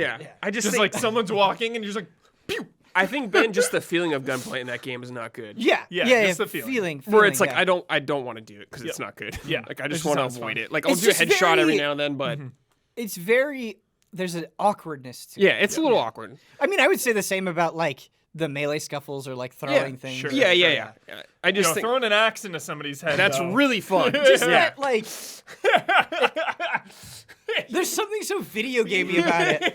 I can't describe. I it. think can't describe it. I can't like describe my it. favorite parts of that game is you're talking with your the target and you're like undercover and you get these moments of like I could do this kill right now. I can do this. Yeah. He Maybe I turns should them back. Yeah, maybe I should wait a second. There's a guard right there. Yeah. And you get like this rush of like, Yeah. fuck, what should I do? Like guard turns, you're like, You got we do it now. You're like, push you off the ledge. You're just like, get the fuck out. And just Do you- walk do real you- calm, but Do you guys ever run into the moment like where you try to abuse coins and it's like, okay, ding, I got him there. Another one. Let's try to. And you're trying Oh, to yeah. like corral them over Yeah. to like one Yeah. specific spot. the AI could be really dumb, but we talked about this. Like sometimes, if the AI is too good, then people Right. won't have fun. It's such a perfect balance. Yeah, it is. Of Just like- you are in total control, but you cannot make a mistake still. You have I total control. certainly don't feel like it's easy. No, by any means, no. yeah. no, like if you want to be like, Yeah. you want to get through super clean, no, Yeah. you can make a lot of mistakes. They're just smart enough to keep you on your toes. It's not super punishing where it's like you can't do anything, but it's also not like Far Cry where you can shoot somebody in the next room Yeah. or like be crouching next to someone. Like it's a really nice balance. I think it threads the needle better than like most, if not all, stealth games. Like I think there are just an appropriate number of barriers, whether it's Mm-hmm. a locked door or like people that can see through your disguise or a security camera, Mm-hmm. or like bodyguards that are with the person the whole time. It's like they have all these things where it's like, sure, maybe the AI isn't brilliant, but there's still efficient. There's still like things that you have to dispose of to even really kill somebody. Yeah. And if you care about the score too, that's Yes. the score. Yeah, Yeah. and I absolutely do. I haven't been able to like hit that part where I'm like, I'm just gonna run through. Yeah. Like, I don't Quick want silent to, assassin. Like, whoa, professionals. But yeah, it's super cool. Like the game telling you how many cool things you could do. Like those challenges. Like one was like push Maybe the I guy did off with the Blood ledge, Money, or yeah. have him get electrocuted or something, or have this guy hit a golf ball that explodes. It's just like really fun The stuff grape, you want to do. The grape crusher with the wine. Oh my god, yes. Yeah. There's so many fun kills to do in this game. Just the last level, I think, is a step back. Yeah. Me and Hubert had this same thing we talked about. It's not what I wanted the final level of Hitman to be. It's different, and I appreciate it, but it didn't really work for me. Agreed. I was trying to think about my collective Hitman experience, and I was like, maybe I was a little bit sloppier in Blood Money, or what was the one after Blood Money? Absolution. Maybe I was a little bit sloppier in Absolution. So, like, maybe I haven't always been Silent Assassin, but I feel like with the more recent Hitman games, I've tried to be. Blood Money, dude. Silent assassin all day. Blood Money was my day. first, God. like, playing all the way through this Hitman game, and it was magical. Yeah. It was magical. It's just a damn good time. Really fun. Awesome, dude. And how clean is it, just to end on that note, how Yeah. clean is it, too, when you get Hitman 3, just the whole package, right? You could buy the whole thing you together. click the story, and you just, all the levels are there, all laid out, all the challenges of each level, all the weapons you can earn throughout, like the progression now with the entire franchise just like at your fingertips. Yeah. Not franchise, but this trilogy. Just Well, yeah. so excellent. It's like buying a steak and getting a restaurant. Like, It really it's- is. Yeah. if you have not delved into the Hitman trilogy, it's just at all there. You're not living your best life. Yeah, get in You're there. not living I your best think, life. though, just if you're going to play this game, you have to be a person who enjoys replaying the levels and experimenting. Because, like, if or you if you go through all three, I mean, that's a big all chunk. three, but, like, you got to pay more. You don't have to buy them all. Yeah, you have to buy them separate, but it's Yeah. like the game's strength is replaying these missions and discovering new things. Because, like, the Hitman 3's got, like, 6 levels or whatever. Yeah. It's not a ton, but they're really fun. You could do a lot in them. Yeah. Yeah, you Um, probably do an hour each, right? Yeah. 2 hours Oh, yeah. each. Get through pretty quick if you just do it Like, if you once. just, like, shoot people or, like, I just Yeah. want to beat it, you know? You won't get the most out of it. That's why it's such a good. I love the levels because it's such a good like. You do one level and you're satisfied, whether you play it once or twice, like each night. That's how I kind of treated it when I played it. It was just like, dude, do one bit. Like this is what I'm doing tonight. I'm playing this big mission and just getting there. Yeah, there's so many cool things that you can do in Hitman, but I think it's a sign of a really remarkable game where it's like, okay, how am I just going to take out this one enemy in this open area? Yeah. And it's like, it doesn't even feel like there's that much going on, but I have to be so careful because being seen fucks everything up. That, like, I love that. If you can make that level of intensity in the most basic encounter, I think that's super cool. This next game, I'm going to be leaning on Huber because he has the most experience with it, but we're actually all going to be talking about it because we all had some experience with it over break, and that is Fortnite. Fortnite. Bet you didn't see that coming. I didn't see that coming. I have been pretty steadfast on I feel like I've never had hatred towards Fortnite, but I've always been like, it's not my thing. I've never pressured you to play. No. Because if you were bitter and hated it, I would pressure you more. No, I feel no bitterness. The reason I never even asked you to play much is because every time it was brought up, you're just like, it's not for me. Yeah, and that's nothing personal. That's how I Yeah, felt. so I was like, oh, okay. Can't argue that. Yeah, but I went home. My sister, who's 18 years younger than I am, is super into it. So she's 14 years old, and just loving it. she has not told me it's her favorite game, but I feel like she plays it a lot. And so I was like, maybe I'll get into it. And I saw Spider-Man No Way Home, and I really like that. And it's like they're doing all this cool Spider-Man stuff. And it was like, how they get you before pop I culture. knew it, I was in. And I had just downloaded it on the Switch to play with her. And there we are, Christmas fucking day, and I'm playing the Switch on handheld mode, and she's playing on the TV, and I'm just having the time of my life. So sick. And I think Duos, part of it, right? yeah, Duos. Duos is so fun, Ben. So here's what I want to is. talk to you So about as a fun. as a relative Fortnite noob. I've Yeah. played a little bit in the past, but as a relative Fortnite noob, we got 2 victory royales back to back, and I was like, these have to be bots. There's no way they're not bots. And we would encounter things where I'm like, you're just like, you have to be bot. And so it's like, what is the process like for how does that filter out? How much is there? How many people are we playing their bots? I feel like there's a lot going on in the back end that we don't know about, because one thing that it doesn't even tell you about is like rest. You know, in an MMO, when you don't play and you earn some rest. Wait, there's rest XP There in is, this? yeah, I and didn't it doesn't know even that. tell you. It doesn't even tell you. It doesn't even tell you. You'll get like supercharged if you don't play for a while. Okay. Yeah. You'll be playing and you'll be like, oh, supercharged. Why? It was like, oh, rest. Like, there's some things it doesn't tell you. And I do find myself when I don't play for a while, or when I'm dying a lot or losing a lot, like then all of a sudden I will start to see more bots. Yeah, so I matchmaking. really feel like if you don't win for a while, if you don't play for a while, if you don't win for a while, I think your games are getting some more bots. So it was something that ended up being a very good thing because it did 2 things.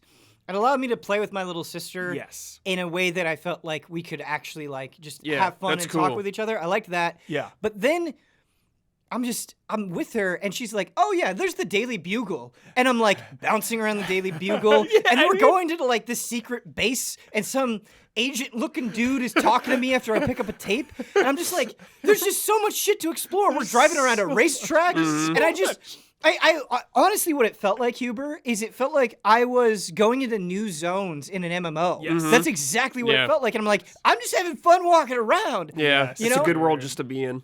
And Quest, the I MMO love that vibe. feeling of it. That's same, But- Ben. Same. That's why I play. Because how many times too are you like, oh, what was the cool Overwatch map, the Blizzard one?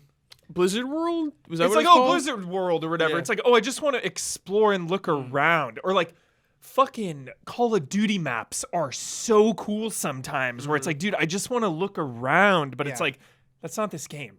You know, this is Call of Duty. You're not stopping and looking at things. And it's like, half the time in Fortnite, Ben, I'm just like, oh, what's this cool thing I've never been to? Like, oh, what's this cool, like, cabin in the woods? Like, that stuff, that exploration. And I just feel like there is so much. It's like insane how much is crammed into that game that I don't think. I think if you've been playing constantly, maybe it doesn't feel like that. But like as a new player, it's just like, okay, there's this portal that you can go into. You know, like the webs being scattered around. Yeah. My sister was like, "Oh, you can get a sentinel from Matrix as like your glider," and I was like, dude. "That's fucking sick."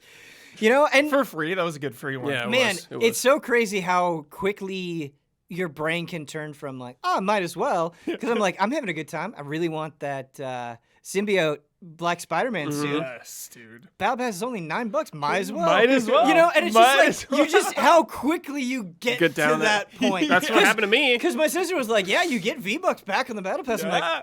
all right. Like, so we play with our friend Alex Grumbomb. Yeah, we've been doing trios. and they were talking about the battle pass, like quests and shit, Yeah. and I was like, well, might as well get it. Might Might as well as buy well it. get it. Might as well just get it. $9, whatever, just buy it. And Ben, I had this really good feeling over the break because it's like obviously Fortnite has become my favorite Christmas game now. Like just the All holiday the presents vibes. going into the cabin. It's unbelievable. It's just the whole Unwrap the a present, Christmas lights save everywhere. This one for last. Yeah. It's so fun. Yeah, it is. It's really cool. But then for the very first time, I don't like giving Epic credit here, but like for once I saw their vision of the metaverse. You know how they've been hyping this up and everyone is like, shut the hell up? I watched Boba Fett night 1, the show, immediately when it was over, dropped in as Boba Fett. yeah. And there was just this feeling that I had not had before, where I was like, Yeah. this is awesome. Connected. I was like, this feeling right here, this is a magical feeling. So that's I something liked that feeling. that I want to talk about, not necessarily in terms of the metaverse, but Yeah. is crazy and frankly unprecedented. Yeah. Where like you'll have games do crossovers that are that get a lot of attention. I think of Mortal Kombat or just Smash. NetherRealm in general. Yeah. Right. But they like are of a particular vein, and you'll get mobile games that will do more contemporary things. Whereas Fortnite is just such an overwhelming player where like whatever is going on in pop culture in that moment, Yeah. Said Fortnite. there's a Fortnite crossover for it. And if they feel like it, there'll be things just like Naruto and Alien just like happening. You Yeah. know what I mean? And so it's just like it is nonstop. It's And they're like, nonstop. hey, do you want to watch this cool, sick promo for this Boba Fett crossover we have One of right my- before the show comes out? One of my favorite things you ever said, Ben, and I think it applies the most ever to Fortnite. It feels important. Well, it does. It does. feels Yeah, important. it really does. Because of how it's immortal. Like it's this machine that it feels like it's getting connected to everything. Where it's like, I just Like, like, dropping celebrities this are Jill getting- in Kratos. Yeah. Like it's just like, yo, there's not a new God of War right now. Like, Right. but I can scratch this Kratos itch, and I know it's just a skin, but like, Right. I'm playing as Kratos right now, and of course I have a shotgun. It's really weird, but like, you drop that part of it, and it's like, yo, I'm still Kratos right now, and it feels good. So, just to emphasize the point, though, like if a new Marvel vs. Capcom game came out, okay, and they were like, I'm just spitballing here, but if they were like, Master Chief is in it, that would get a lot of attention. Yeah. That'd be very exciting.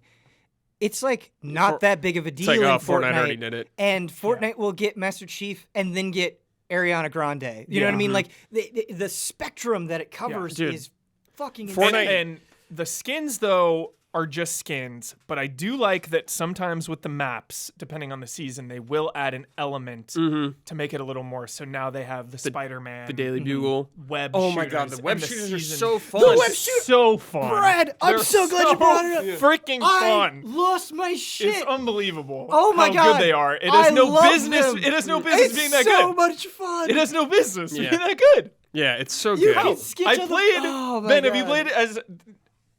I like this game. Please don't think I'm kicking it while it's down. Did you play as Spider-Man at all in Avengers? No, I did Okay. play a little bit of Avengers, but I have not played as Spider-Man yet. No.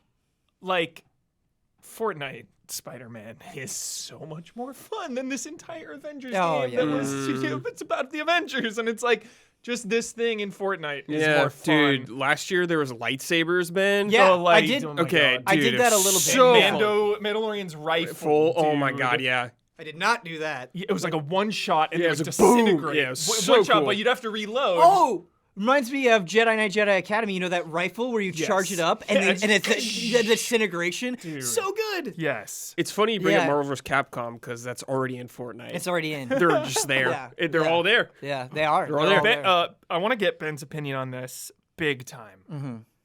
Because we're talking about the aesthetics and the quests and everything. Brad said something the other night that made me feel good.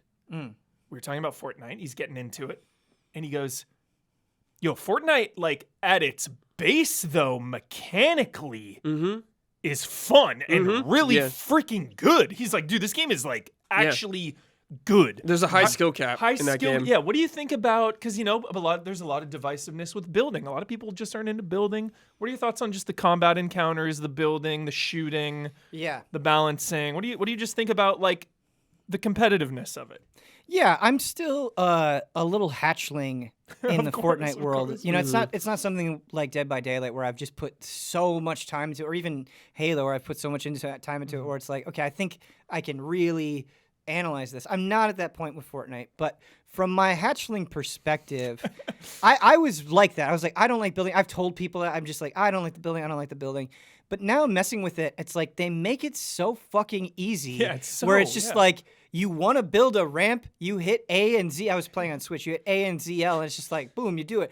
And so it's like I'm not a building master. I can't materialize. Yeah, people a base materialize, with yeah. windows and everything around it. Yeah. But like, and I think this touches on the broader point where it's like every little basic thing that is in Fortnite is a breeze. It's like to do well, you don't necessarily need to have the best weapons or know what the best weapons are. It's just like, are you good with the shotgun? Like that's a big that's like your first thing to clear. Is like, are you good with a shotgun? Yeah. And so I think unlike some other battle royale games where I'm like sweating the like attachments that I have and that sort of thing, Fortnite I think simplifies things in a way where anybody can kind of get into it, and it's like, can you hit this person or not? Yeah. And I like, you're good. Yeah, I like that kind of black and whiteness about it. But also, the more you play, the more you see, like, oh, this is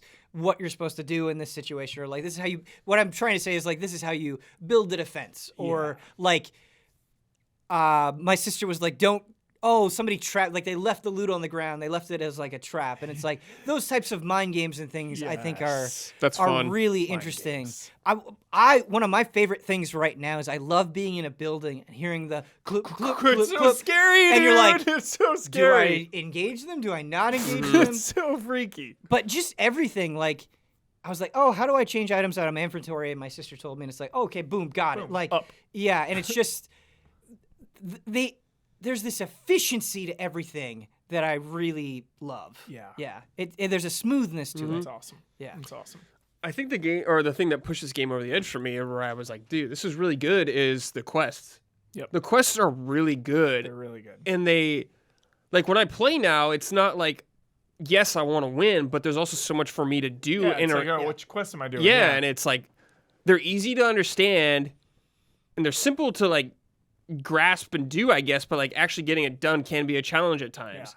And it's not like this is an unfair comparison, but like when I think of like Halo, you know, your challenges on it, it's like win this mode or some shit where it's like, well, I hope I get this mode kind of thing like that. In Fortnite, I'm like, I have this goal and I could go for it pretty easily. Immediately, pretty much. Yeah, I mostly agree. I think the other thing with Fortnite that is, as a hatchling, is kind of overwhelming, is it's not just like you have, you know, your dailies or weeklies. It's like, okay, you have your dailies, but then you also have this like Winterfest quest, and then you have characters that you have quests for. Yeah. And I think just trying to process everything and keep it there can be a little bit difficult. For sure, yeah. But jumping in, definitely.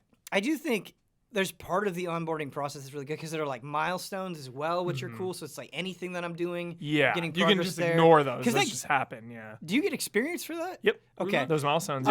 Yep. I also like there were a bunch of quests where it's just like, okay, just discover regions of the map. And I'm like, Yeah, okay, I love that means that. every time I play, I'm going to drop it into a place. However, Fill like it I in got the a daily map. quest where it was like, you know, it was a basic quest. Don't get me wrong. I don't want to over exaggerate it. But it was just like get like 5 pistol kills or something. And it's Yeah. like, There's a lot of like guess. Those filler dailies, basic yeah. daily ones, but there's like the event ones The are more seasonals. enthralled. It's like discover this secret location or some Right. shit like that. I'm like, oh, that's cool. It, like makes me want to explore everything, Yeah. like discover this world. yeah, for sure. One thing I do love is it's a free-to-play game. You know, and I know it's one of the most popular things ever, and like just the mere mention of it triggers people and gets people riled up because Yeah. with any big popular thing. Yeah. But what I love about it is that like you can leave it anytime you want and just jump in whenever. Like it's so easy to put down for months at a time and then dive in for a couple drops. Like it's so pick up and play in the short term, but if you want to get invested in that battle pass and the insane long term, you can. It gives you whatever you want out of it. And that's one of the main reasons I always go back to it and love it. I can jump in solo. I can jump in duos, trios, 4 people, like whenever, wherever. So it's just such an inviting and easy to get in and get out game. 2 things that I want to throw at you, just to, I guess, push against that a little bit is I don't believe you can go back to old battle passes, No. right? No, And so which I personally like. Because Well- it does make the current season that you're playing on so meaningful. Like if you want Spider-Man, you better be playing this season. You So- better be playing. Yes, I see that side of it, and I agree to a certain extent. But as somebody who's like just entering the waters of it, when I get into something, it's like sometimes I feel like resistance where if I have the feeling of, man, I've already missed so much. Like maybe it's too late for me, you know? No. Like you had that with Animal Crossing, right? Where you're Yeah, like, true. I missed the boat. Yeah. And that's how I feel with Fortnite, where it's like, man, there's so many hype things that I've just missed. Fresh seasons, baby. Yeah, and that's cool, but I still am pushing against that feeling sometimes. Yeah. And that can be frustrating. The Yeah. other thing that I was worried about is, you die, that's the end of the game. It's not like a multiplayer game where you respawn. And so it's Yeah. like if I'm playing duos or whatever with anybody, because it's like I don't know what I'm doing as well. I hate the feeling of letting others down. Just survive. Yeah. No, it's just Reboot cards. right. Yeah, there are reboot cards, and so I think that is something with BR where I just don't want to Sure. I get let people down. I get you it. know? Your team, though, Yeah. live and die together. Oh yeah. It is what it is. Yeah, No, ducks definitely. fly And together. Yeah. you can overcome it, but I think it's just a feeling in general where I think that's something that diminishes over time, though. Sure. The more you play, because I used to feel like that more. I used to get more nervous when I would be in an encounter. My heart would just be like, oh yeah. Once you're Definitely. final 3, final yeah, 4. I'm like, oh yeah. shit! I still get excited, but it's I've mellowed out more. Final 1-on-1 for the win. Yeah. So it's always And so it's intense. Some freaks. we've gotten building, wins, we've gotten second a bunch of times. It's just Man. yeah, okay. I get seconds so often. Yeah. It sucks. Bots or not, the genuine joy that my sister and I had when we would get a victory out Right. was great. Yeah. That's awesome, dude. You're playing it. Yeah, that's cool. Yeah, and it's just, man, it's like, there's It's fishing just poles. there. I haven't even gone fishing Fishing's yet. so fun. I You love can hunt fishing. animals. It's just You can it's- tame them. I didn't doesn't know tell you I that. didn't know you could tame So them. if you kill one, it'll drop meat. You pick up the meat. Yeah. I've gotten the meat. Okay, when you see another one, if you throw the meat down, it'll go to eat the meat, and it's very tricky. But if you throw the meat down, you have to crouch up behind them while they're occupied with the meat, and you hold. A little icon will pop up, and it's tame, and it has to fill up before. Do you that. ride it? No, it'll be your companion though, and it'll That's so attack sick. people. That's Yeah, sick. Have you used the The chicken? wolf.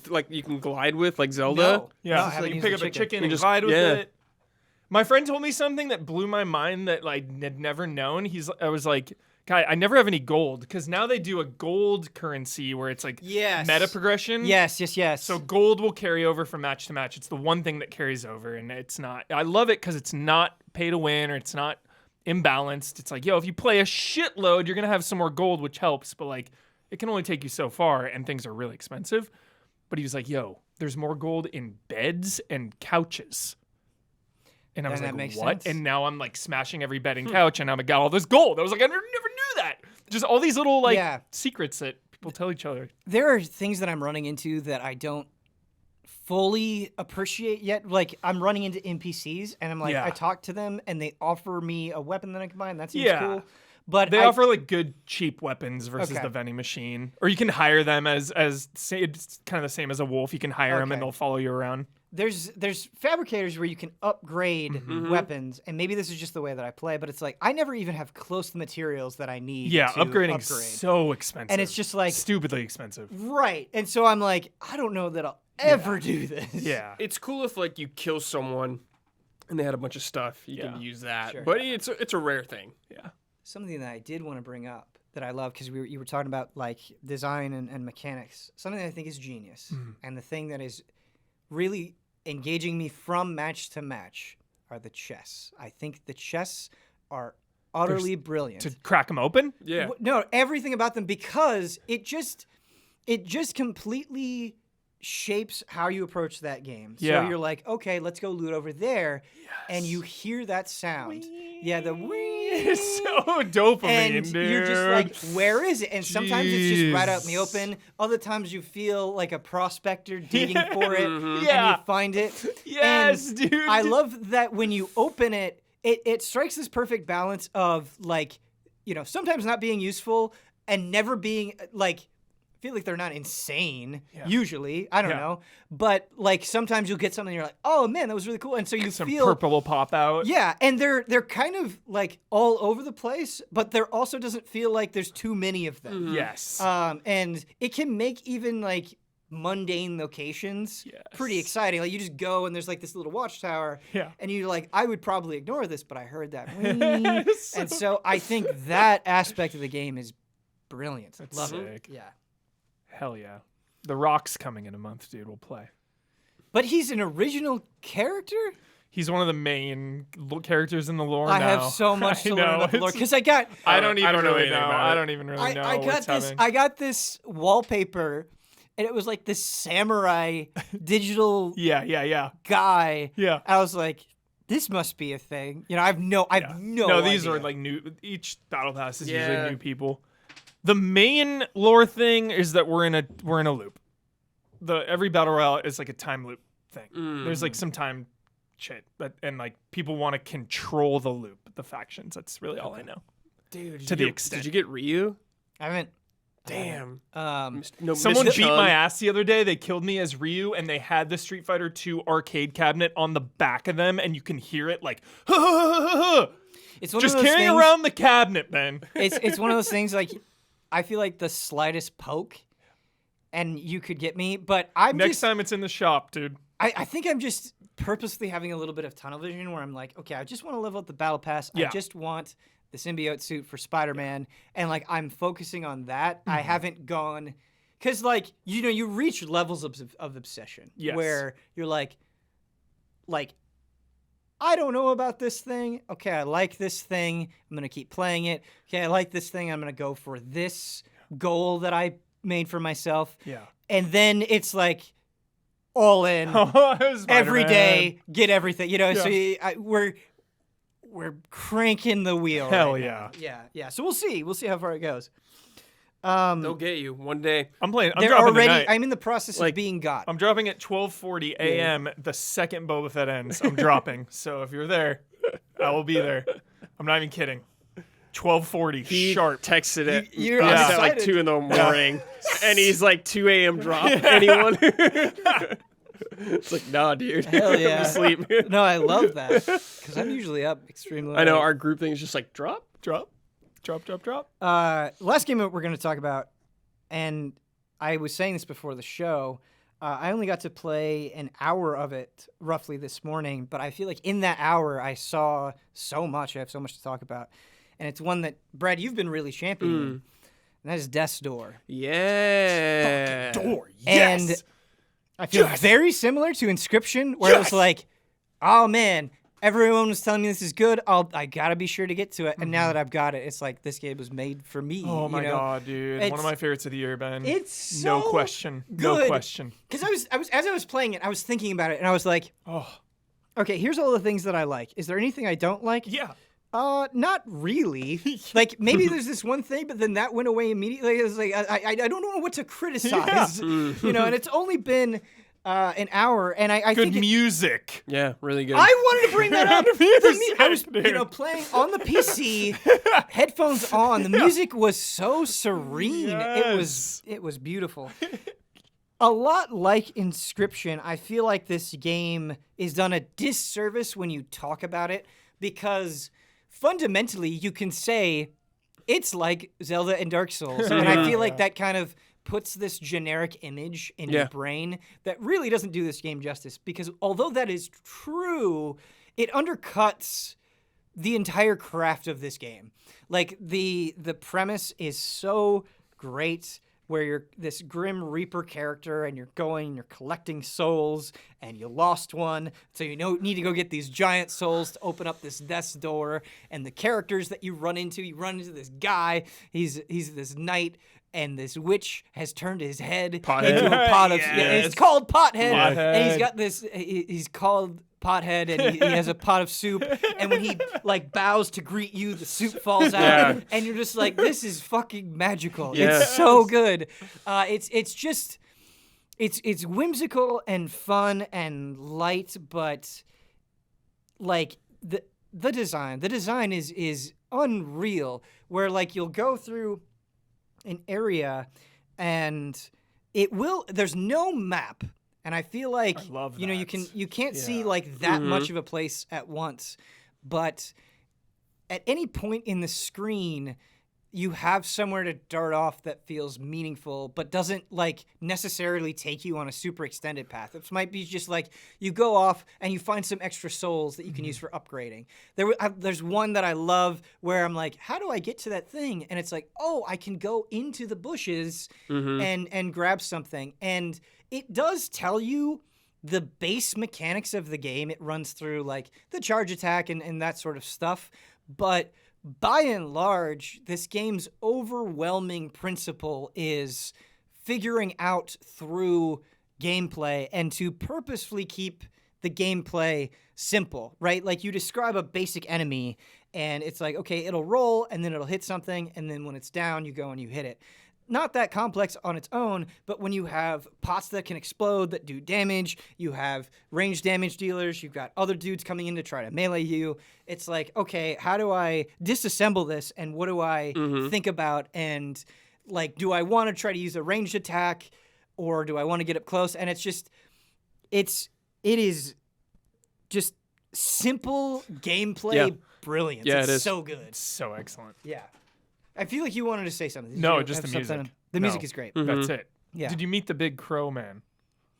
The big crow? You did. I Are you think talking in the about very the beginning. like elder crow? Yeah. Yes. Yeah. Yeah, he's Cool. great. Just the design, dude. Yeah. Where I'm like, you just look freaking awesome. Yeah. I was really reminded of Hollow Knight. And I think if you like a lot of the principles that Hollow Knight is built on, I think much of that carries over into Death's Door, where it has really cool characters and this really captivating world, but it doesn't feel the need to like spit it out at you. Yeah. You just sort of feel like you have these nice natural encounters with things. Which Same is kind really of cool. a somber tone as Hollow Knight. Yeah, as there's well. a somber tone. for somber, sure. but not. Not too It's sad. like- just bleak. a little It's not somber. bleak. Just a No, little yeah. somber. Yeah. Melancholic. Yeah. Yeah, just a tad. Yeah, and there are little changes that I like. And so when you die, you don't lose the souls that you've collected, but I also feel like killing enemies doesn't net you that much, and so it's like a nice way of balancing it out. It doesn't feel like when you play like a Souls game, I feel like I sort of have to like prepare myself, you know, like I'm going Yes. into the fray. It doesn't quite have that feeling. It's a little to more it. breezy. Yeah, it's a little bit more breezy. It feels like It's nowhere It near feels- as hard as a Souls game. I feel like it feels like Zelda with some more teeth. Sure, yeah. Is what it feels Sure, like. like a 2D Zelda almost, yeah. Yeah, and My only criticism ever of the whole game was that it was a little too easy for me in the Sure. end. That was it. That's the only fault I can give it. Because even if you try to do some like true ending stuff, it was like, oh, maybe that's where the challenge is, and it's like, no, or like, you know, there's no unlockable difficulty.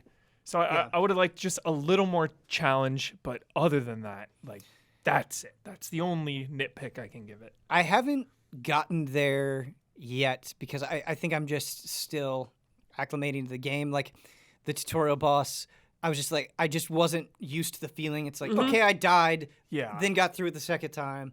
And now I'm getting to a point where I feel confident Yeah. in combat. And so I'm curious, maybe I will feel that way at the end of the game. But right now it feels good. And I think it's because that there isn't an easy way for health to come back Yeah. that I like, where Potted plants. you can go through the Death's Door back to kind of your agency and you'll get health back, but then this didn't happen at first, but now enemies are respawning, and so it's like there's the consequence there. And then you can plant seeds, which will restore your health, but that's a finite resource, and so I like that little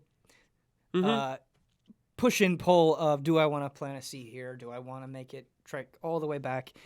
And like Zelda, you know, I think part of the reason Zelda is so beloved is the seamlessness between exploration, puzzle solving, storytelling, and combat. And I feel that here, where it's like I get into a little scuffle, I solve this little puzzle, and these are all like micro encounters.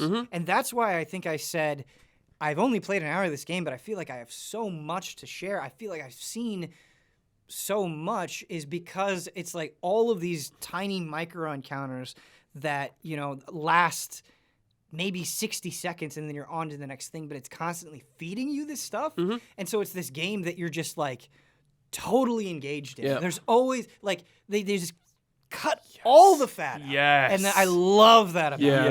Yes. Yeah. Every second you're engaged. Yeah, you're Yeah. just doing something. You're chasing after something all the time, and there's there's not, at least so far, there's not anything in the way of, and like we were talking about the comparison to Souls, and I thought it was interesting where you get to this point where they're like, you need to get these 3 giant souls. And you can go this direction, that direction, or this other direction. And I just went up to the dude and talked to him again just to see if he had anything else to say. And he's like, hey, I recommend going to the witch first. Yeah. I was like, oh, okay. All right. I was not expecting that. Yeah.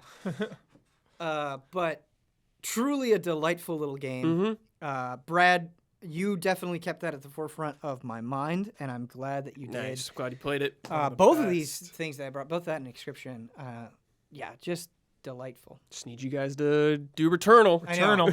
I know. Saving it for last. All right. It is time for the HOTTAKE. And I've been in a comic book superhero kick lately. That's where my mind has been.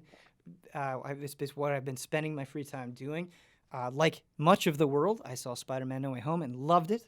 And so my mind has been focused on it. And so I've been thinking about the MCU, and I want to apply that to games. I want to do a thought experiment where we apply that in games because it is something that I really like about the MCU that I think makes it so much different than a lot of other things that I consume, where even if I consume something and I'm like, oh, I didn't love that, it's like I got the next piece of the story. And I was talking with my wife about it because I think Kevin Feige, somebody told me that Kevin Feige was, I don't know how I heard this, like through the grapevine, that Kevin Feige was like, oh, you don't need to watch the Disney Plus shows to enjoy the movies. And it's like, maybe, but as somebody who's been watching, this stuff mostly as it comes out, I can't imagine not watching WandaVision. I can't imagine not watching Loki. I can't imagine not watching Hawkeye. I feel like they each bring this important piece to the puzzle that really keeps me in place with it, where it's like you have this feeling of like, I don't want to miss out because everything feels somewhat valuable. And I was like, feel like that's kind of overtaken the smaller stories within the MCU, where it's like, in the early days, or like even phase 3, even, it was like, it was about the story first, and then like, okay, see how it all connects in the post credits or something. And now it's just like, I don't know. I just feel like more so now, it's not about what's happening. It's about like what comes next. Okay, so that's just how, maybe just because it's been more than ever, like more shows, because we never had the shows before. Yeah. And the shows at the end of the day kind of feel like, I see where you're coming from. Setting up for what's next. They always end, they fizzle out. Every single one of these shows I really, really like, and then the very end is just like, oh, okay. Yeah, Every I finale, agree and disagree. every single finale. So, Falcon and the Winter Soldier and Hawkeye, I was a little bummed at the finale. Yeah. I definitely will give you that. Yeah. Dude, WandaVision's the best. I'm not going to talk shit, but like, do we really need a big MCU battle at the end? Like, yeah. No, I get where you're coming from, and I think there's absolutely validity there. And I see the argument of like, is the interconnectedness preventing more intimate personal stories? And every time I get into this train of cynicism, I feel like I'm proven wrong. Because I think with Loki, to a certain extent, that you're right, where it just got like so wrapped up in variants and timelines that it definitely felt like it was like maybe eking out some more personal stories, although I still really love that show and have tons of great things to say about it. Sure. And like I had no interest in a Hawkeye show. I just didn't have any interest in a Hawkeye show. And then I watched it and I was like, I can't wait. I would get legitimately jazzed. Like, oh, is it a new episode out? And it was because like my favorite episode of that show is the one where like Haley and Clint are just, or not Haley. That's Haley Steinfeld's the actor. I'm thinking of Kate Bishop. Yes. Kate and Clint are hanging out in an apartment. Yeah. Just talking. Yes. More of that, please. Yeah. More and banter. I feel like, the last episode got away from it, but there was enough of that, and I grew to adore Kate as a character so much that it was awesome. And the other thing that Hawkeye did, now we're just talking about the MCU, this isn't even a question about games, but there is a character that comes in from Black Widow, who I already loved from that movie. And I think by bringing her into this, I loved her even more. I feel like it expanded her character. And so that kind of stuff is what I'm talking about. I don't want to get away from the more personal stories. I still want the stories to be strong on their own. Still want the characters to be strong on their own. But sometimes I think mixing things up and taking one thing from another can enhance something. And so I'm probably thinking, just growing pains, you know, for their first like Disney Plus shows. So the other thing that I love about the MCU is they don't all have to be the same. I know that's a criticism of the MCU is a lot of properties are the same, and I think that's valid. But I loved how weird WandaVision was, especially those first 2 episodes. Sure. And the conversation was, what is going on here? And so I think about that in an application to games, like just as a thought experiment. What if you had some crossover between like all of the Sony properties? You know, like what if like Aloy found like some trace of Nathan Drake or something, and it's like, what if you had all these different games that could be different genres? Yeah, and maybe that's a terrible idea. No. It's not necessarily that's a terrible idea. It's like that's a very realistic thing to me nowadays. Yeah. Everyone's chasing that connected universe thing. And that's the question I have. Like, is that good? Should it, like, will it go too far? Will it water things down? Or would it benefit? It could be both, I think. It can be both.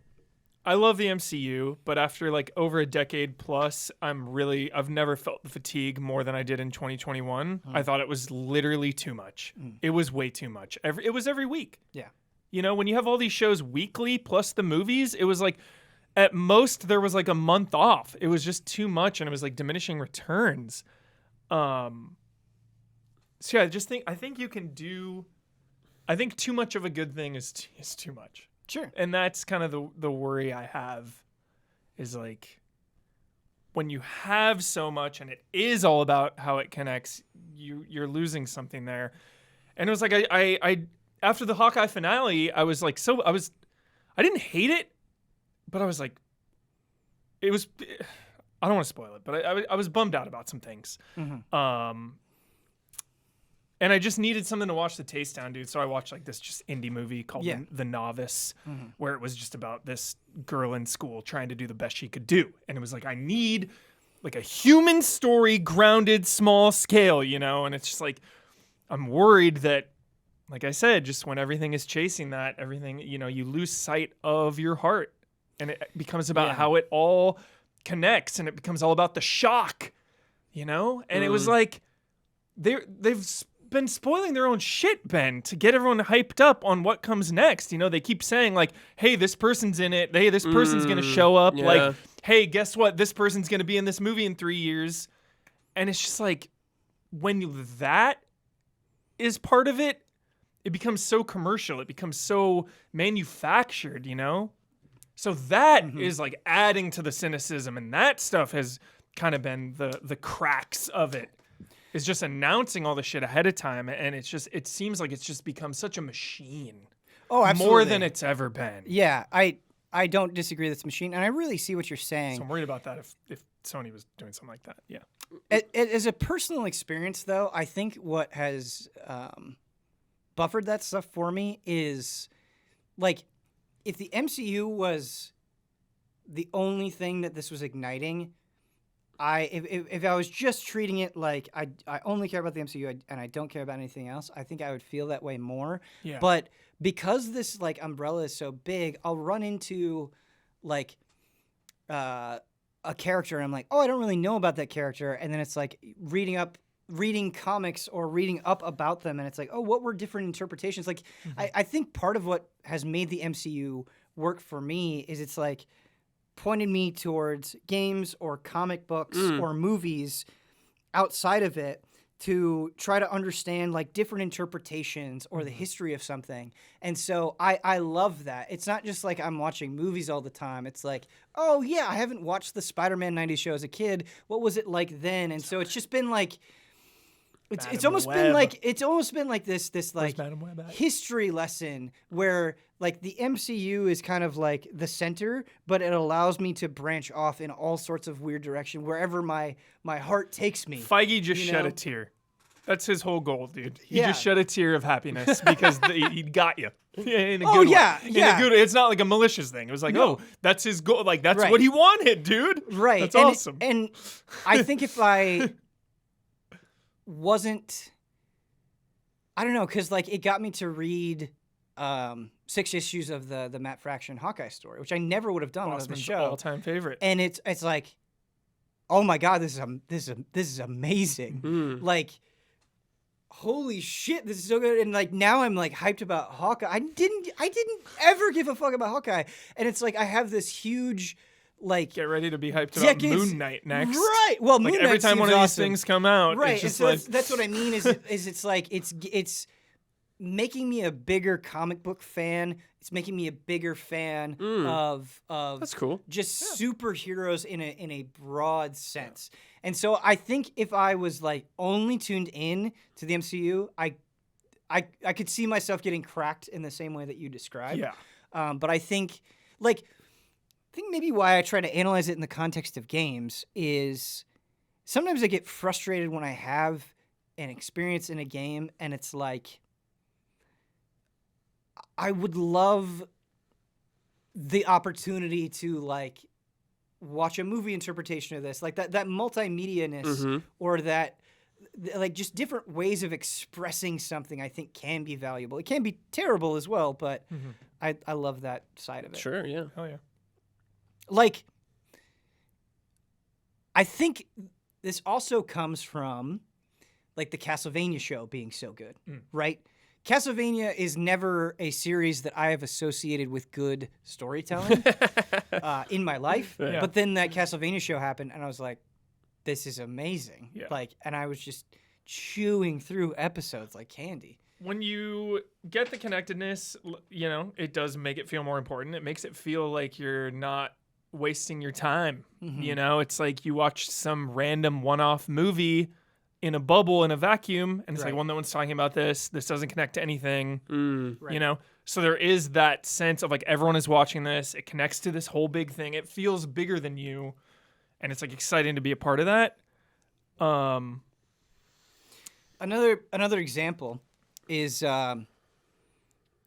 I got together my wife's friends and their husbands, and I was talking to the husbands, and they brought up The Witcher, and they're like, "Oh, have you seen Witcher season 2?" Sick. And it was so interesting because like So sick. these guys don't play the Witcher games. Yeah. They don't.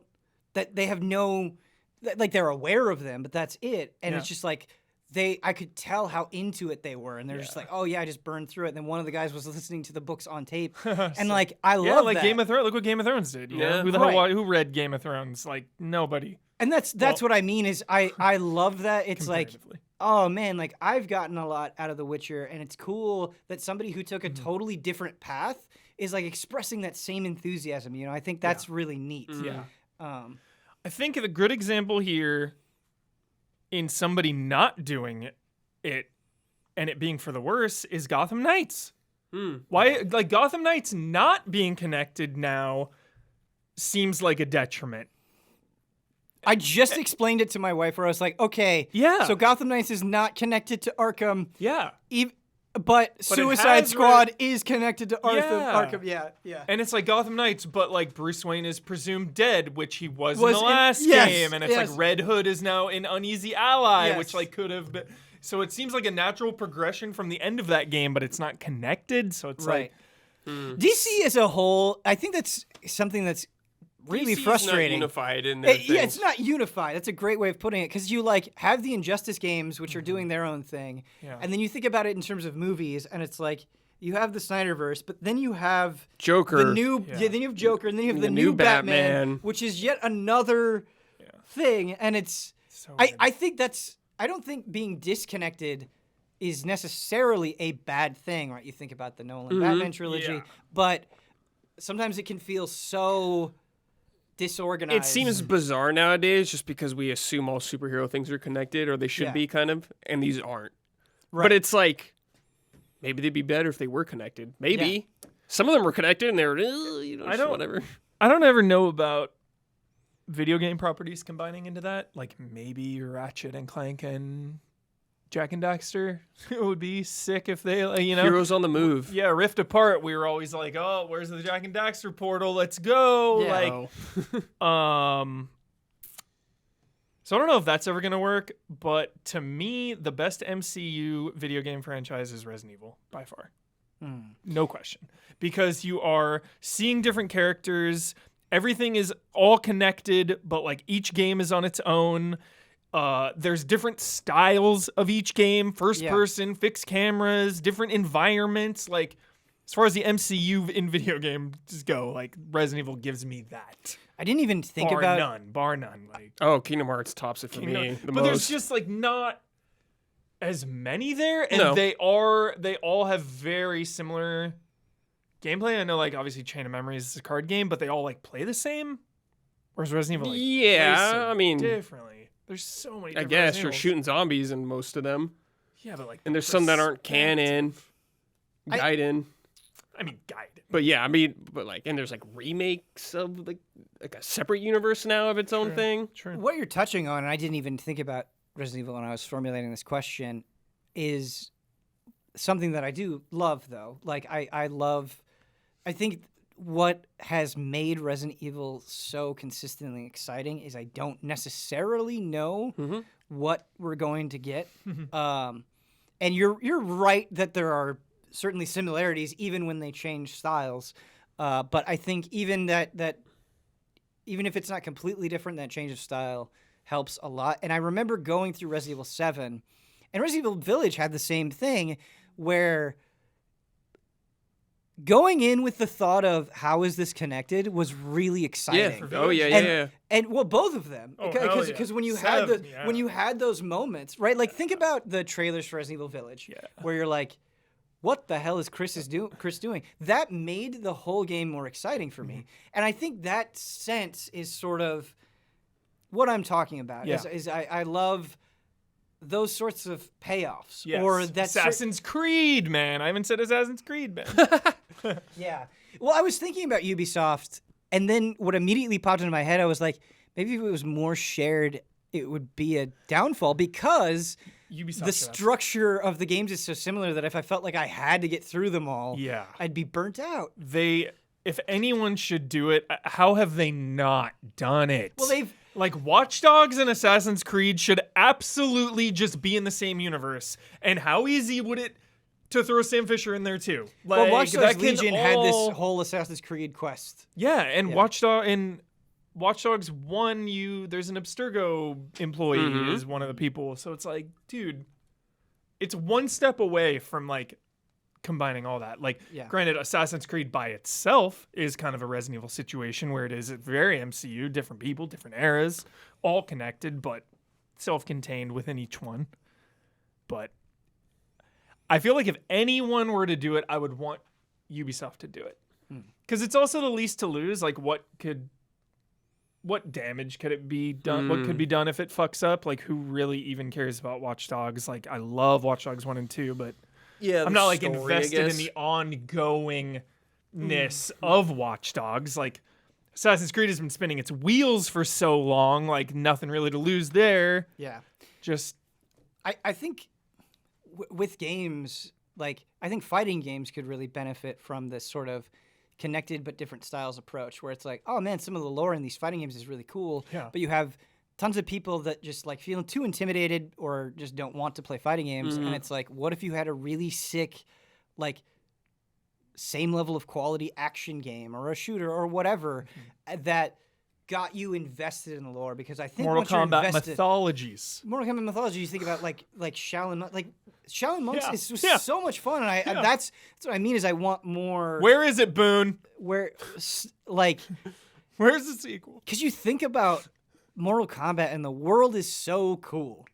It's so cool and so much fun. It's a blast being part of the Mortal Kombat world. This is not a diss on the fighting games. Yeah. Sometimes you're just like, I just want to run around this world. I just don't want to. I don't want to just be locked to this stage. You know. Totally.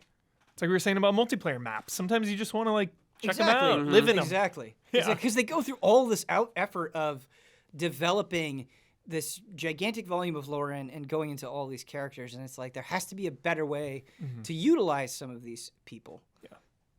Yeah, I don't know. Yeah, it's interesting.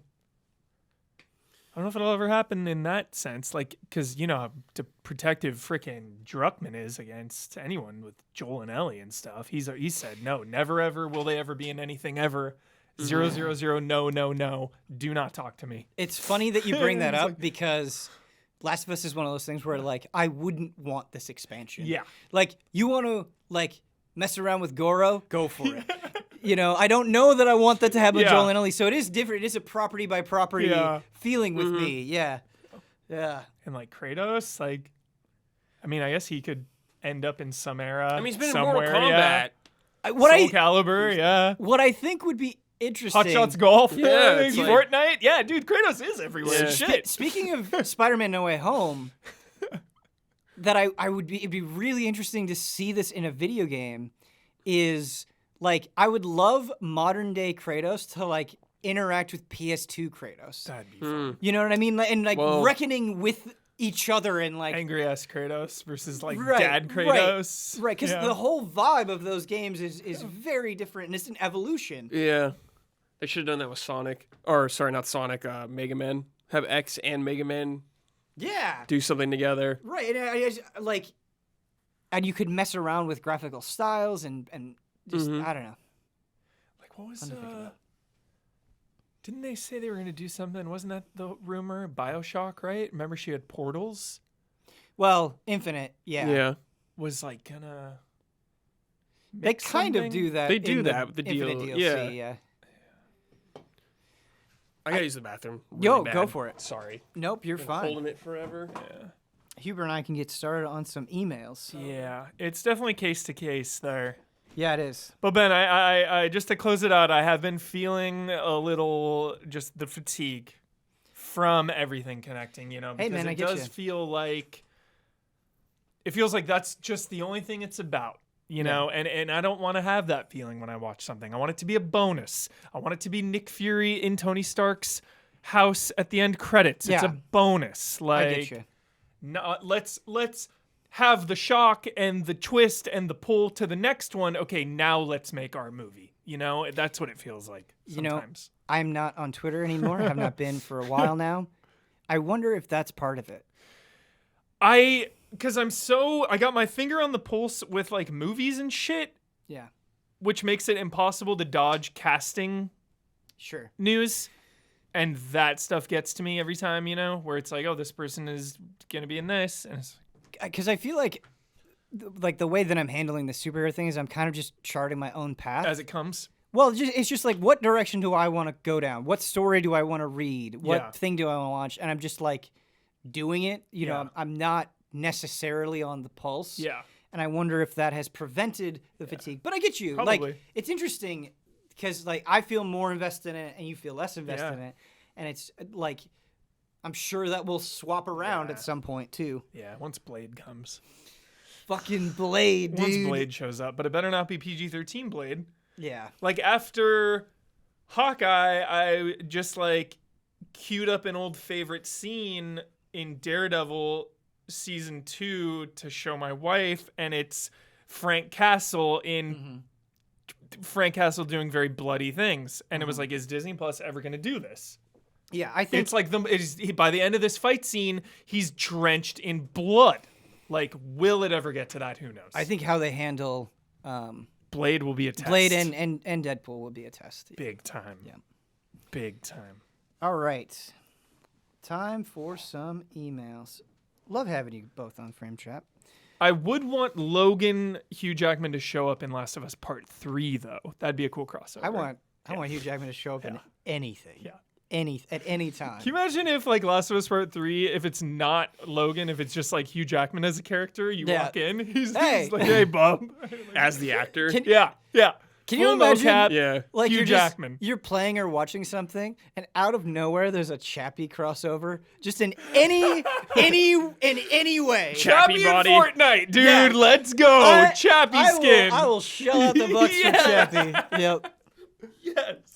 Our first email comes in from Snowcone Guy. Hello, Ben and friends. As the year has ended and everybody is talking about GOTYs, I have a simple question.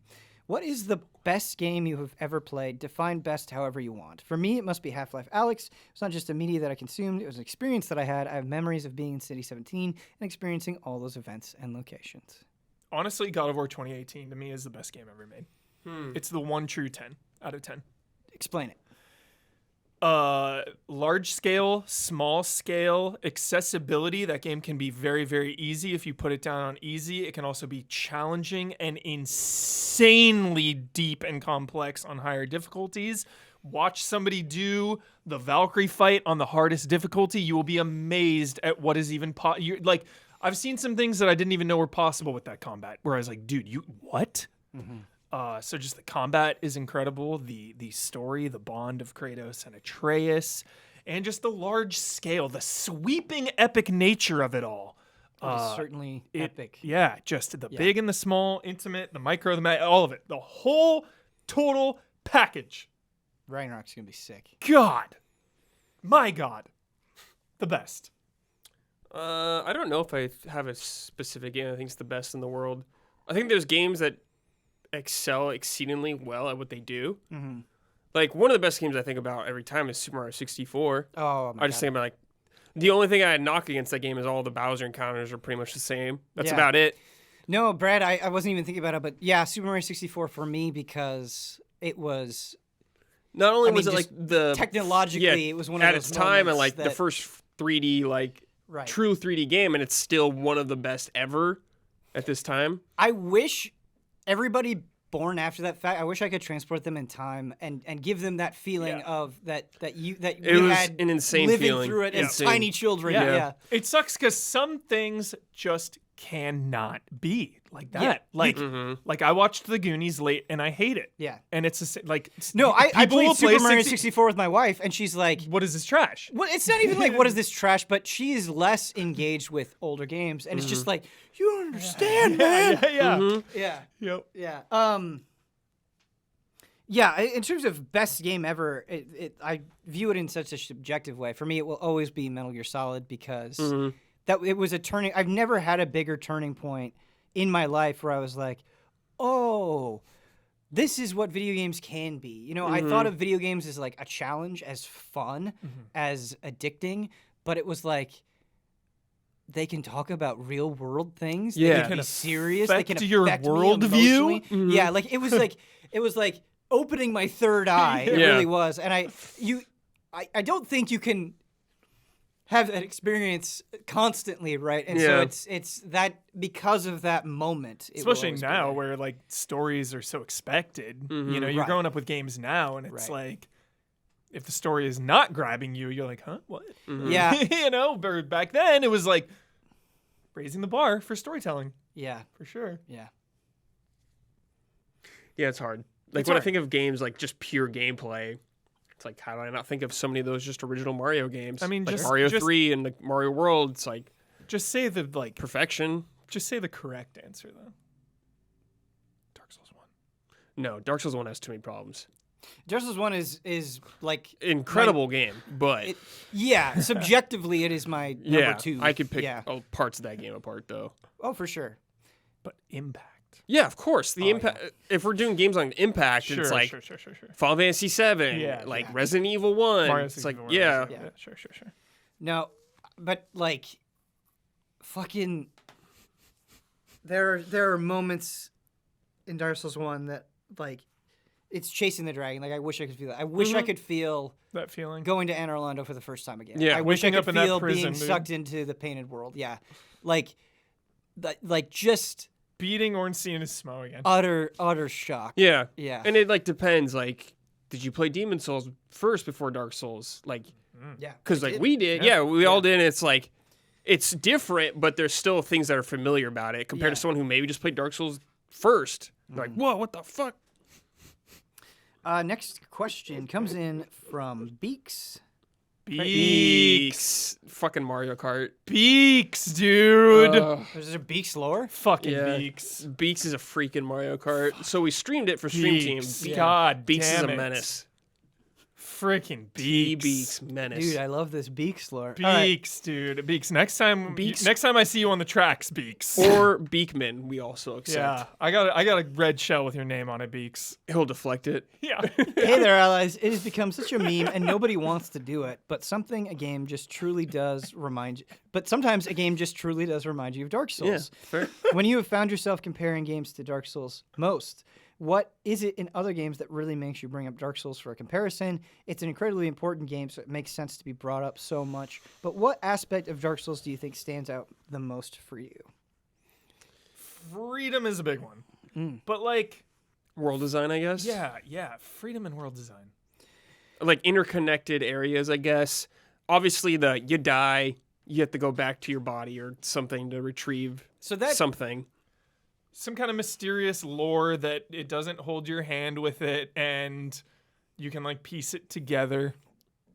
Definitely so soulsy. I try to get away from Souls comparisons because they are so Prolific.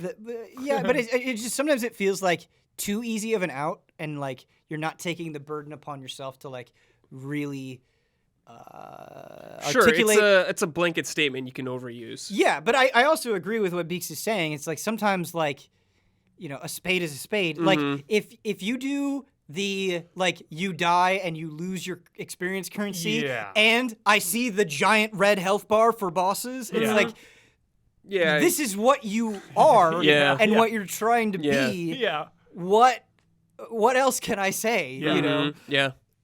Yeah. So I agree. I don't like it goes both ways where I do think the media maybe clings on it They too toss it around readily, maybe a little too. but I also yeah. think like the audience, like not every comparison to it is unfounded. Yeah. I think it happens so much too, though, because like it's relatively newer. Yeah. Whereas, you know, when you compare something to like platforming, you have a lot more options to compare it to. Whereas, like, Yeah. yeah, there are more Souls games out there, but like, you know, it's not like a Mario and Zelda to me. It's like, yo, there's Dark Souls, and then there's everything else. Yeah. So you're 'Cause, also you know, Nothing's there's no- gotten to the level of I- those yet Yeah. from software games. Yeah. you're absolutely touching on something super, super important that I completely agree with. So Dark Souls kind of came out of this time where it was doing things, it popularized certain ideas. Trends, yeah. At a time where video games were more chronicled. You can't tell me the first game that had HP. Like, you don't know. I don't Yeah. know. I don't know. Right? And so, like, a lot of these concepts date back so Yeah. long during a time where video games, I think, were less chronicled and established and just had a much smaller audience that you weren't seeing this type of thing. But if video games had the attention now that they did back then, like, you would have everybody making like Ultima comparisons. You know what I Yeah. mean? Yeah. So it's just like, I think you also have to keep that in mind, that in terms of awareness and availability of information, the world has changed. And so that is another reason why you're seeing so many. Yeah, it's I guess you could comparisons. say like gameplay, like how you play it is so similar. Yeah. Like absolutely. third person action, like Crushing more bosses. methodical combat. Yeah, the health bar, your stamina bar. It's like you said, when you see it's a spade. Right. Yeah. Yeah. Like, you're not gonna like. Maybe we should just to make the audience feel better. Next time, I'm gonna compare something to the Surge. I'm like, oh, it's like the Surge. Attack body parts. Dude, this is Lords of the Fallen. Yeah. Oh, dude, it's like Lords of the Fallen. Yeah. Yeah. Start throwing those in Yeah. there. Oh, yeah. We got to find like the most obscure one. Dolmen. It's Dolmen, dude. Check out Easy Update. It's like Ashen. Dolmen? It Dolmen. just makes me think of bananas. Dolmen, dude. No, it's like some Souls-like, Dolmen. isn't it? Sci-fi Souls, dude. Okay. Dolmen. Our last Dolmen hype. email. Yo, put Dolmen on your radar.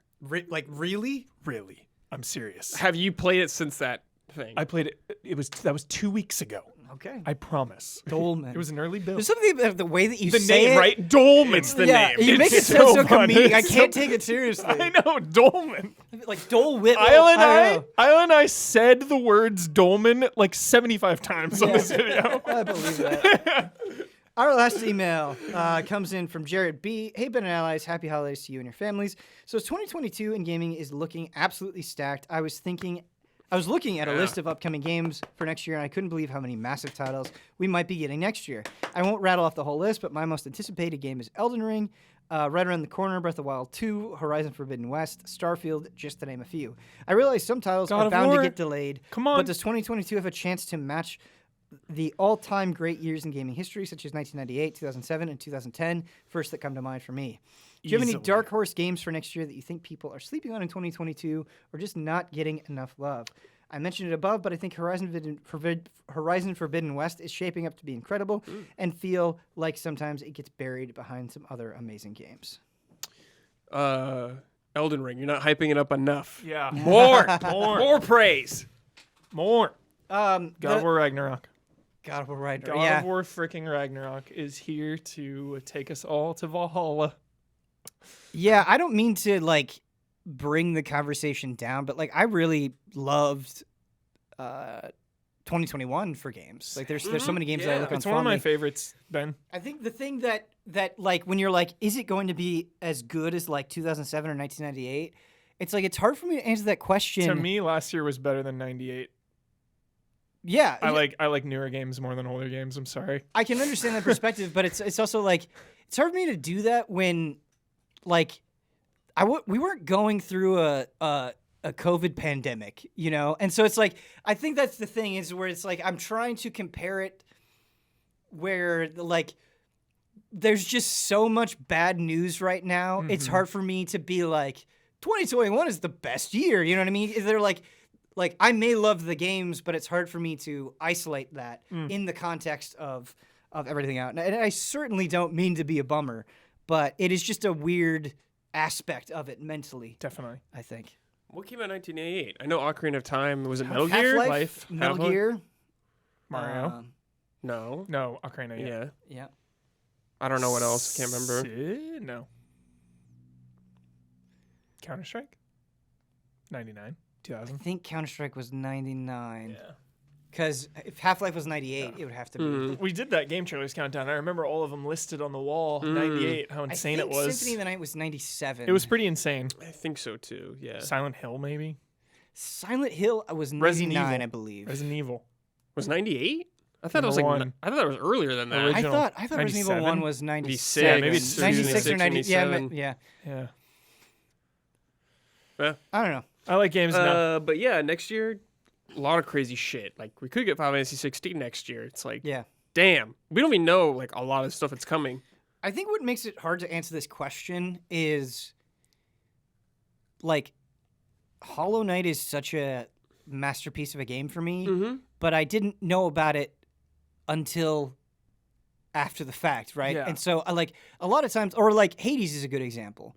Like the year before Hades came out, I wouldn't predict like, oh, Hades is going to be one of the best games of that year. And I think that the games that do captivate the most attention, the ones that are not even captivate the most attention, that are year defining, the ones that we look back on fondly, are the ones that we don't know about yet.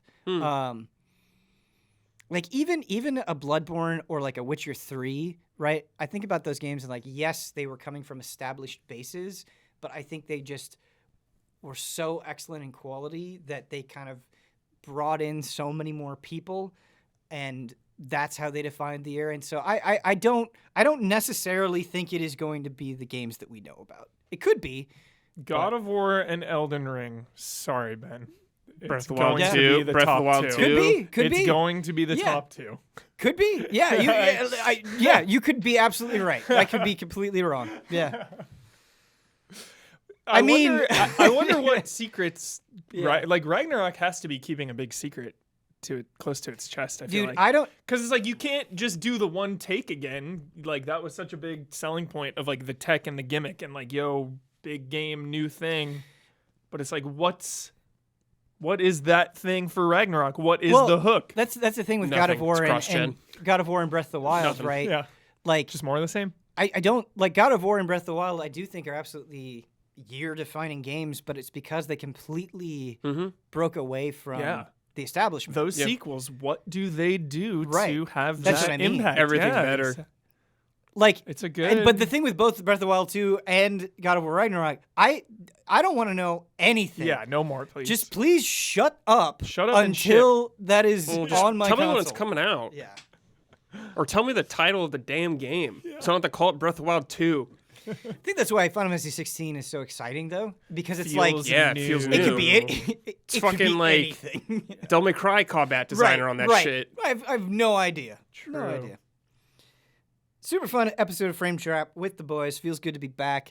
Hope you enjoyed watching. If you want to send an email, the address is askeasyallies@gmail.com. One more time, that is askeasyallies@gmail.com.